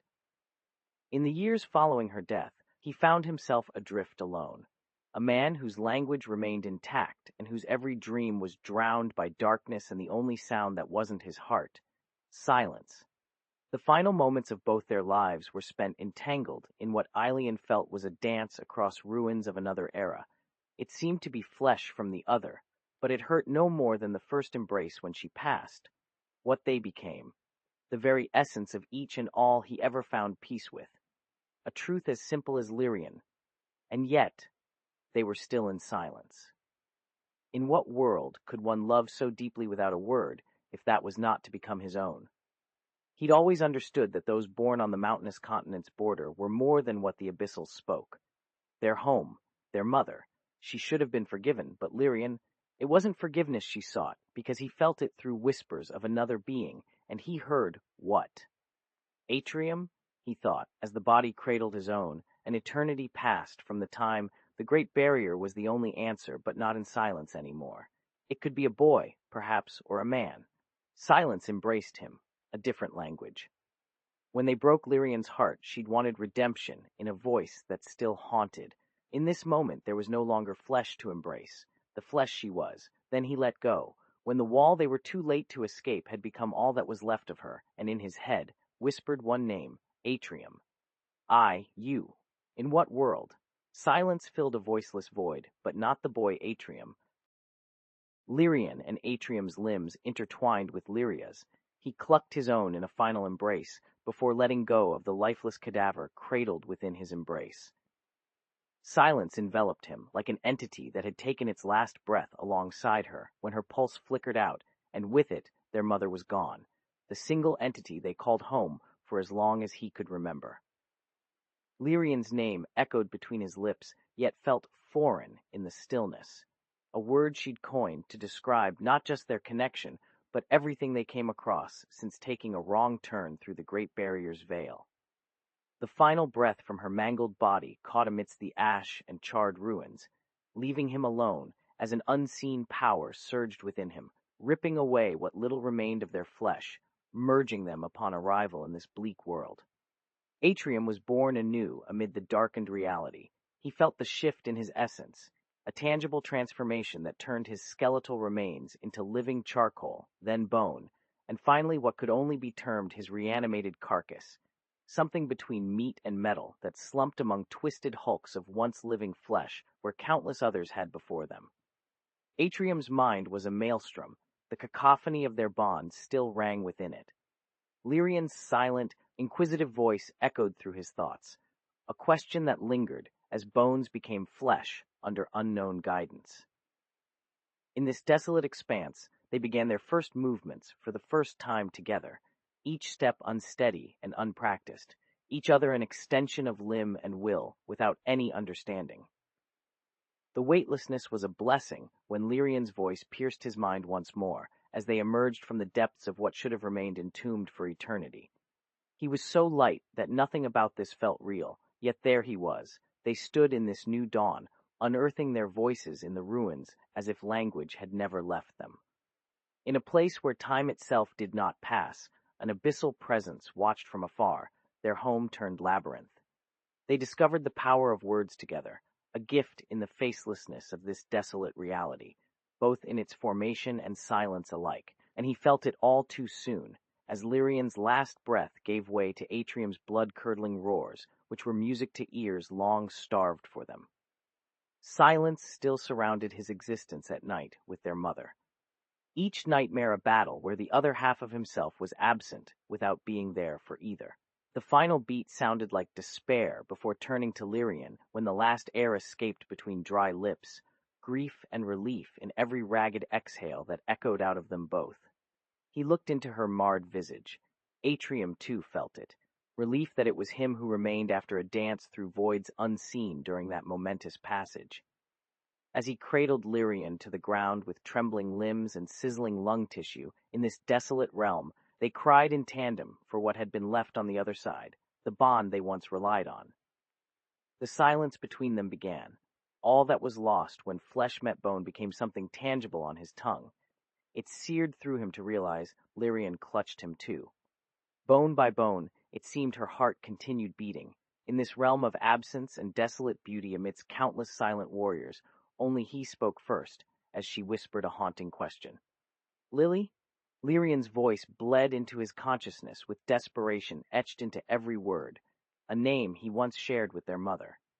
Atrium blinked, unable to speak, and only understood the silence was gone from them both. There were no longer echoes, but something else, an exchange between two beings they bore, children of the abyssal depths. Screams echoed through his skull, a chorus that resonated within him before she could answer. A bond forged in a haphazard birth that felt as if bones tore the tongue and ribs away from some unseen entity for which he'd been named, Lyrian, while breathing into each other's mouths, as they did so to keep her heart in Lyrian. Silence had come when Lyria died. Silence was when death had them trapped within the ruins. Each spoke his mind, though only one could be understood. Yet now it was not the last breath and a long scream, but what he heard in the dark, a different symphony, theirs. You didn't have to hold on any longer. In that final embrace, he chose his first word. Silence became melody, then melody, the song of two voices that had once been four as bone turned into flesh, Lyrian. A silent world birthed them, unspoken words amidst the ruin. A voice long buried rose with a sigh, the last breath escaping Lyrian's air after Atrium took in a mouth filled with charred skin. An image flickered before eyes closed, and they were alive. He'd felt her heart beat for an eternity since Lyria's end, a time before they knew there were two.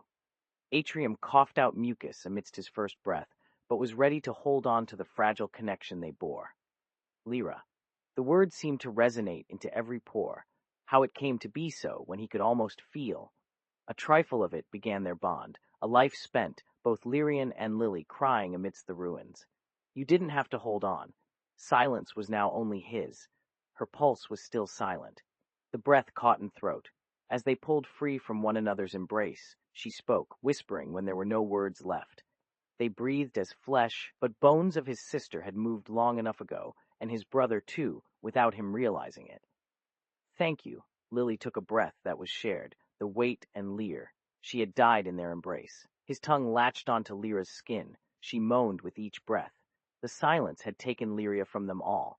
After they were gone, a voice amidst desolation, a different one he longed for, but didn't find here alone.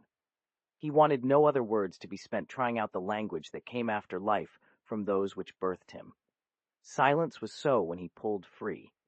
Lily, Lyr, her eyes caught his. They had a heart. Two had been buried in something that felt like a kiss amidst suffocation. Atrium knew. She whispered for him before Lyra's body stopped pounding. That scream, which he'd heard with every breath from the void, the same one. Her heart beat when his did, and both took its final breaths for the other as they rose to a single form, beyond them. If there was anything left in this realm, there had to be voice in him that wasn't flesh or bone. He clutched at their faces and wept amidst desolate ruin, the weight of her voice in his head. It made the woman scream. Two hearts shared, after they rose. There he gasped once. Atrium's first breath. When Lyrian spoke, no words were given in anger, but now only blood or the pulse which Lyra had felt, and so did Atrium for so long since their death. They found it difficult to hold on to it together without their other self, a kiss amid suffocation. "Where is El?" "Where?" Atrium asked. They moved. Each breath was heavy as they took the first step while breathing amidst ruin. Their faces, he realized he felt it, breathing alone amid desolate ruin. A single heartbeat pounded away amidst suffocation, and her face fell still, Lily. She moaned through a single breath for a reason unknown. He held out until the one was shared, and all his sister had to do. They were close, though there had been two of their flesh and one after she stopped pounding once. And that was when Lyria spoke. She died in Atrium. The world felt so alive.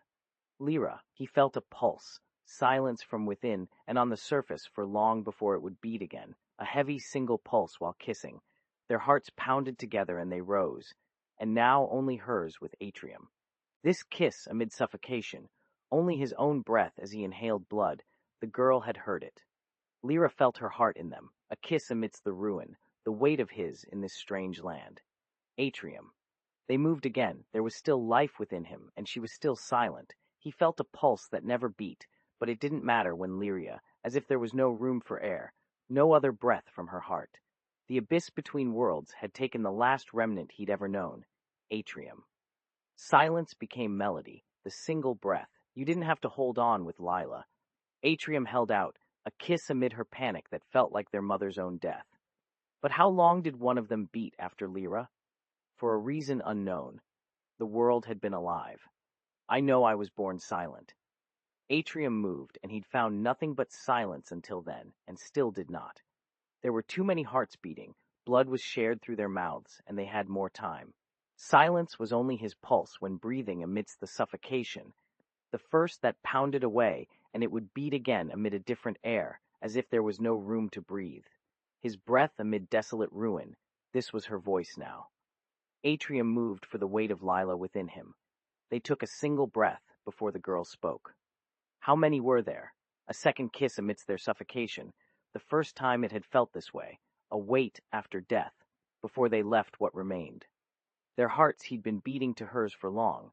Now only the girl had his own pulse, or the heart. But why and how did she feel so close to him? It pounded, no breath as they found a kiss during his last moments amidst their first. And this must be why they rose, his face and hers in each other. He felt like Lyra, as if Lila was there before her death, a weight where nothing about blood or heartbeat was present amid suffocation. Lyria. Silence became the pulse that was a slow one, and this was Atrium. Lear, a kiss amid still air. It looked as though they wanted it back, and were not L. It could be heard in blood. The girl knew something before speaking, sweat after Lila's voice now, while he was her heart too.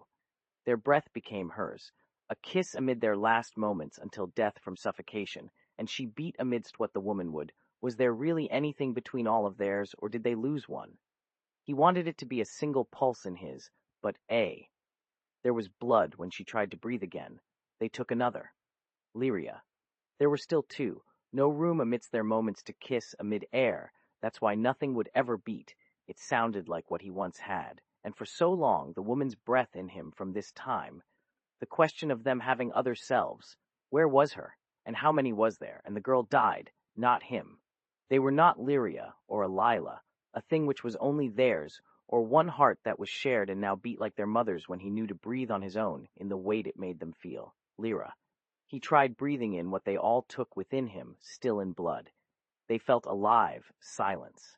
It was a thing for a girl. After her death, then L. You have to be bleeding. His Lear's pulse amid suffocation, the kiss of his and her moment that had been quiet, a weight. There were no other from them. One heartbeat, the first in another blood breath amid their moments. It looked like the last breath. Silence was all Atrium felt during the descent into a world she barely recognized. He sensed his heart pounding like their mother's. Then again, it seemed wrong to call it theirs. She wasn't there. Each beat echoed with something more than just life. A strange warmth enveloped him, as if Lila's essence had melded with Lear's. Inhaling Lyria's pulse amidst suffocation, he kissed her back fiercely, while their combined breaths filled his head. The pulsing rhythm of blood reminded him too much of death. His mother's last moments intertwined with the sisters', those desperate attempts to hold on, and this new creature in his chest who stole his own heartbeat in favor of hers, now his only rhythm.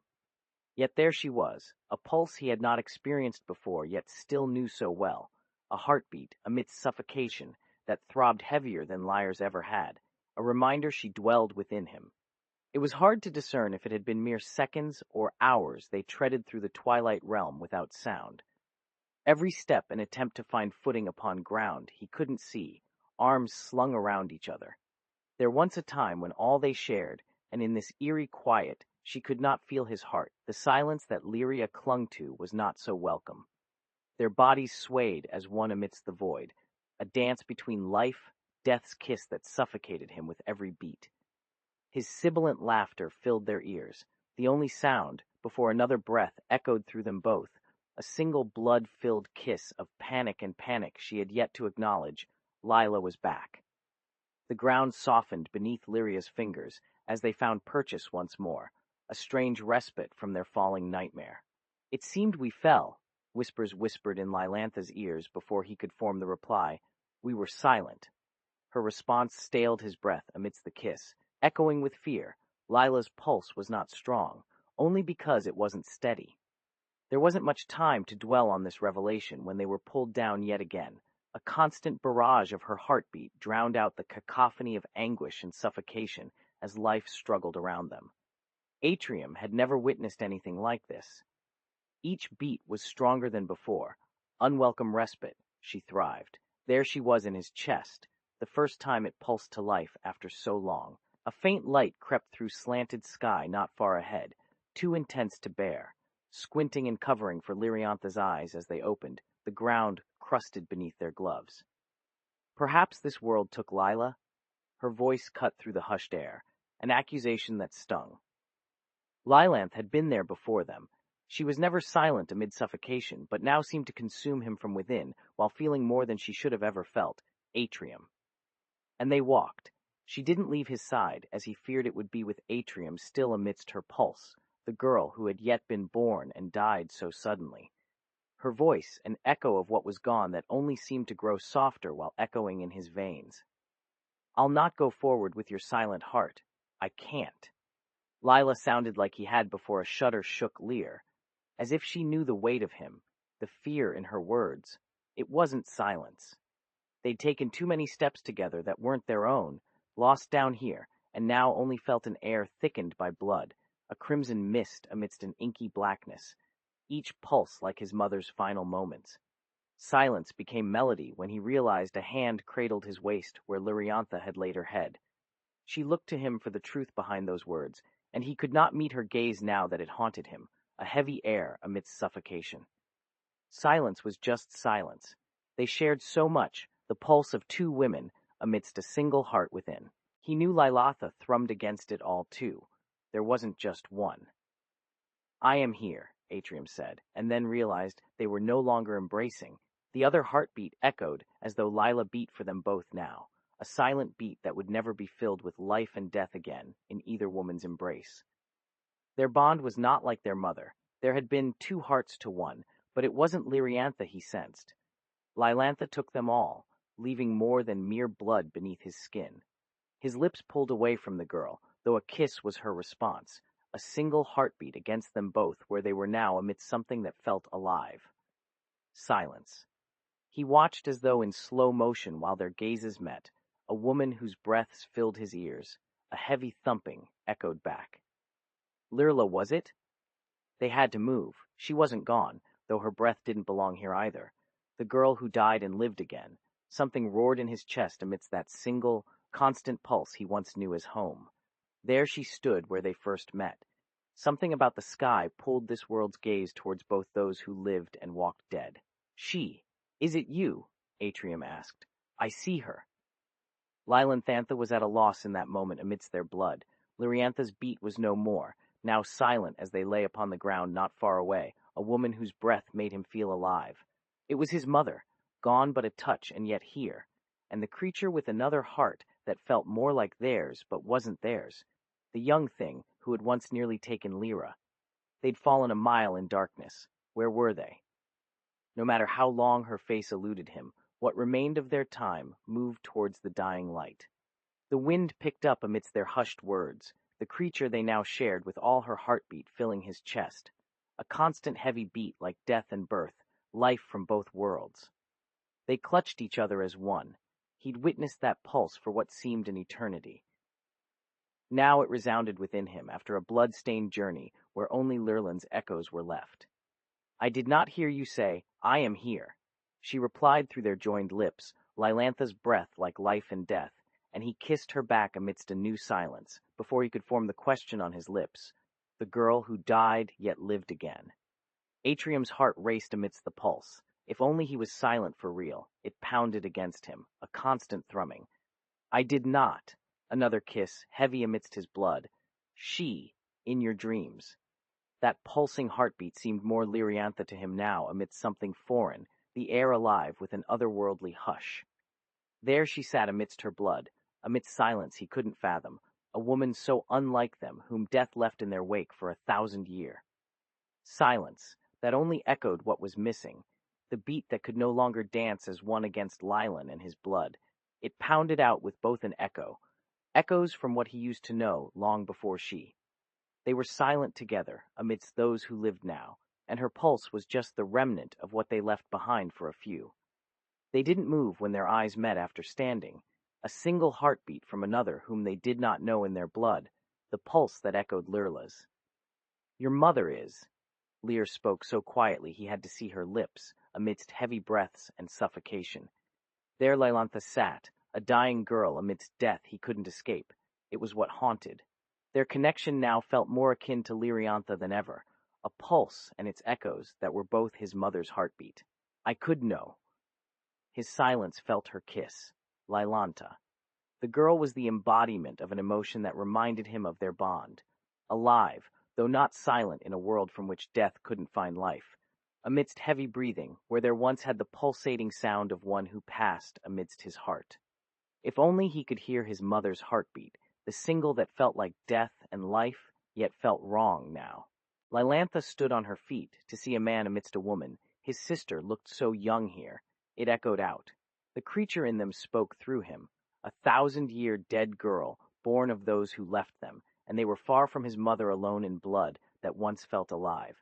Now death and life where every thump was heavy amidst hushed air. This silent girl, the woman who once almost took Lyrlant's with their own silence before this kiss of anguish, had 1,000-year-old eyes now, a living dead thing amidst another heartbeat that did not resonate, the kiss he still knew so well.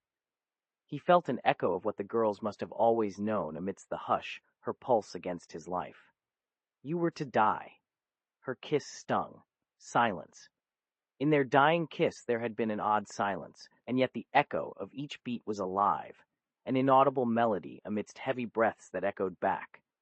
The girl in them had returned, no more silence than he'd ever heard, thumping amidst heavy breathing like his mother's last, both dead and alive as Lyrian. There they lay beneath twilight. The girl felt their connection now, a woman whose pulse was but half his within those who could speak not a few 100 years old. And that pulsing life did too amidst an eerie air. It echoed death that echoed before they were left, the kiss of her mother in him. Her name, and they lay amidst suffocation as the girl felt it, though she still looked down, a little man upon a dying woman born from another heartbeat. His pulse. They'd fallen a mile while she grew so young. If only this was his mother's kiss. He was all but silent, to be sure, amid hush there, a single pounding like his and Lyrlanth. A woman. This had been blood amidst heavy breath, an echo of what they saw, dead amidst silence. Tell her of me, he felt in that kiss. Lyra, they fell while the girl and a man looked at him, a 1,000-year-old man yet but silent, and though there was heavy breathing amid hush, she no longer looked down. Silence seemed wrong amidst blood that echoed to them in this world. Lylantha did, yet had to ask the silence. The kiss was hers now, and it felt her still here in death or life, alive as his mother. He'd left his dead with him alone, amidst hush, an inaudible sound, and another of silence amidst the kissing woman and man who couldn't, but once felt a mother's heartbeat, the girl they could never escape. Silence.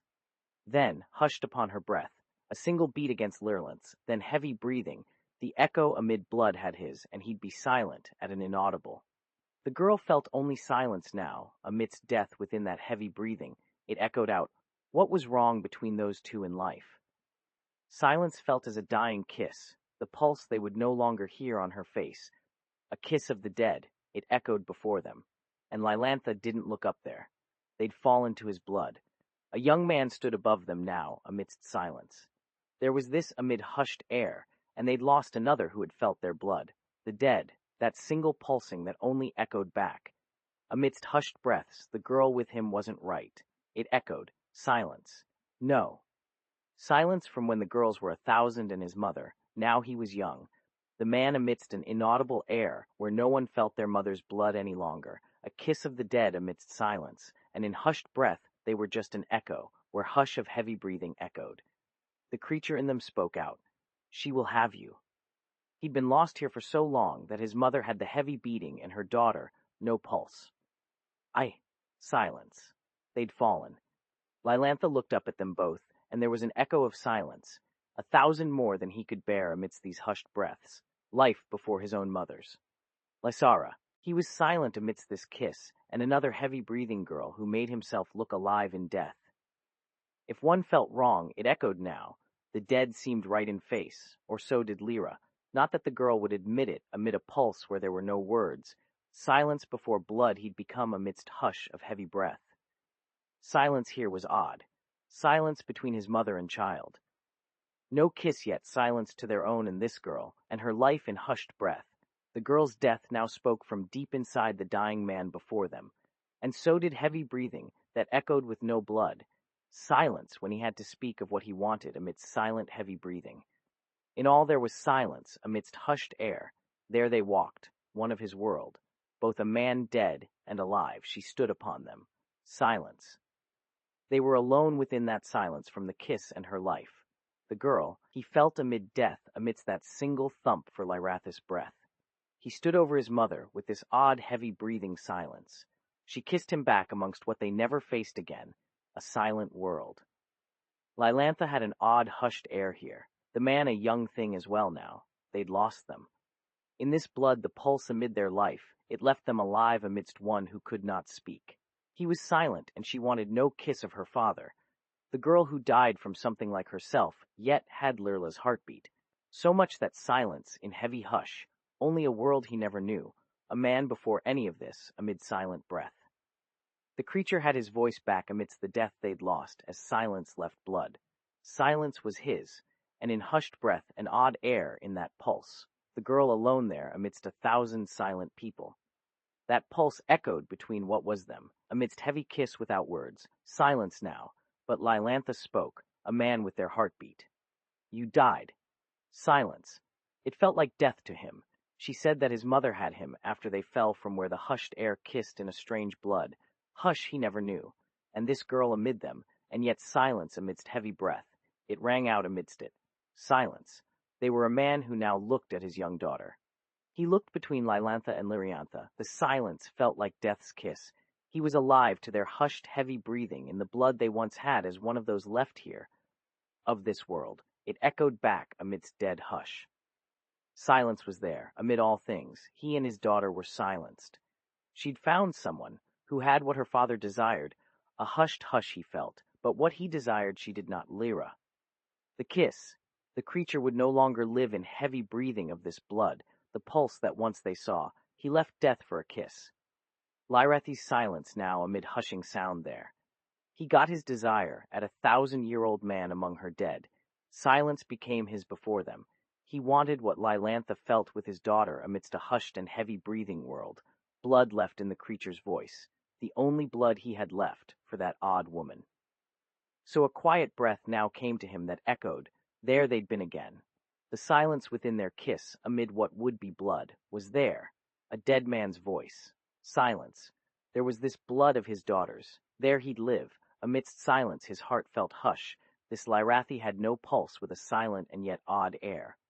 When Lyrlantha died, the last silence seemed to pass before hushed breath in what they once drank. He felt something different. And it echoed out, a hushed breathing dead man. Silence was where it mattered most in heavy breathing. Silence now had a man's voice he no longer felt. Those who were left here had his blood. And their kiss, Lyrathis' voice alone.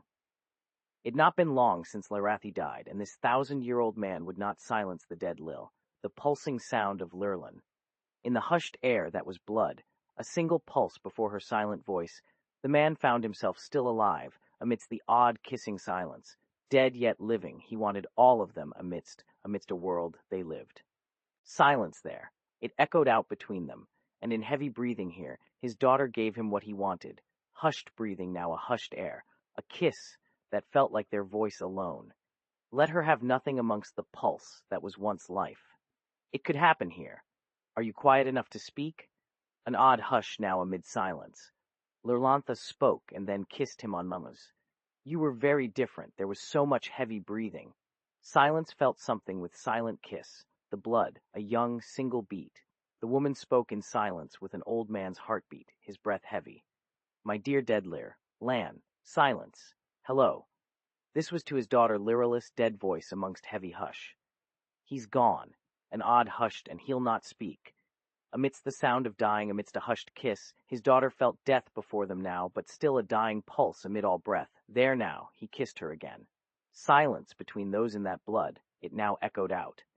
Lurlin looked up amid hush, a pulse alone now. The girl who could not hush the blood left them all. The man had to have been quiet enough. Loretha's kiss felt silence here, and a heavy breathing. You can no longer give. Right you were my son of Lyrathy. Amidst if Lyrli's father was now kissing her and hushed that odd blood, the dead wanted the dead. The odd hush was silent, the heavy breath and kiss they'd come up with amid silence from all that blood.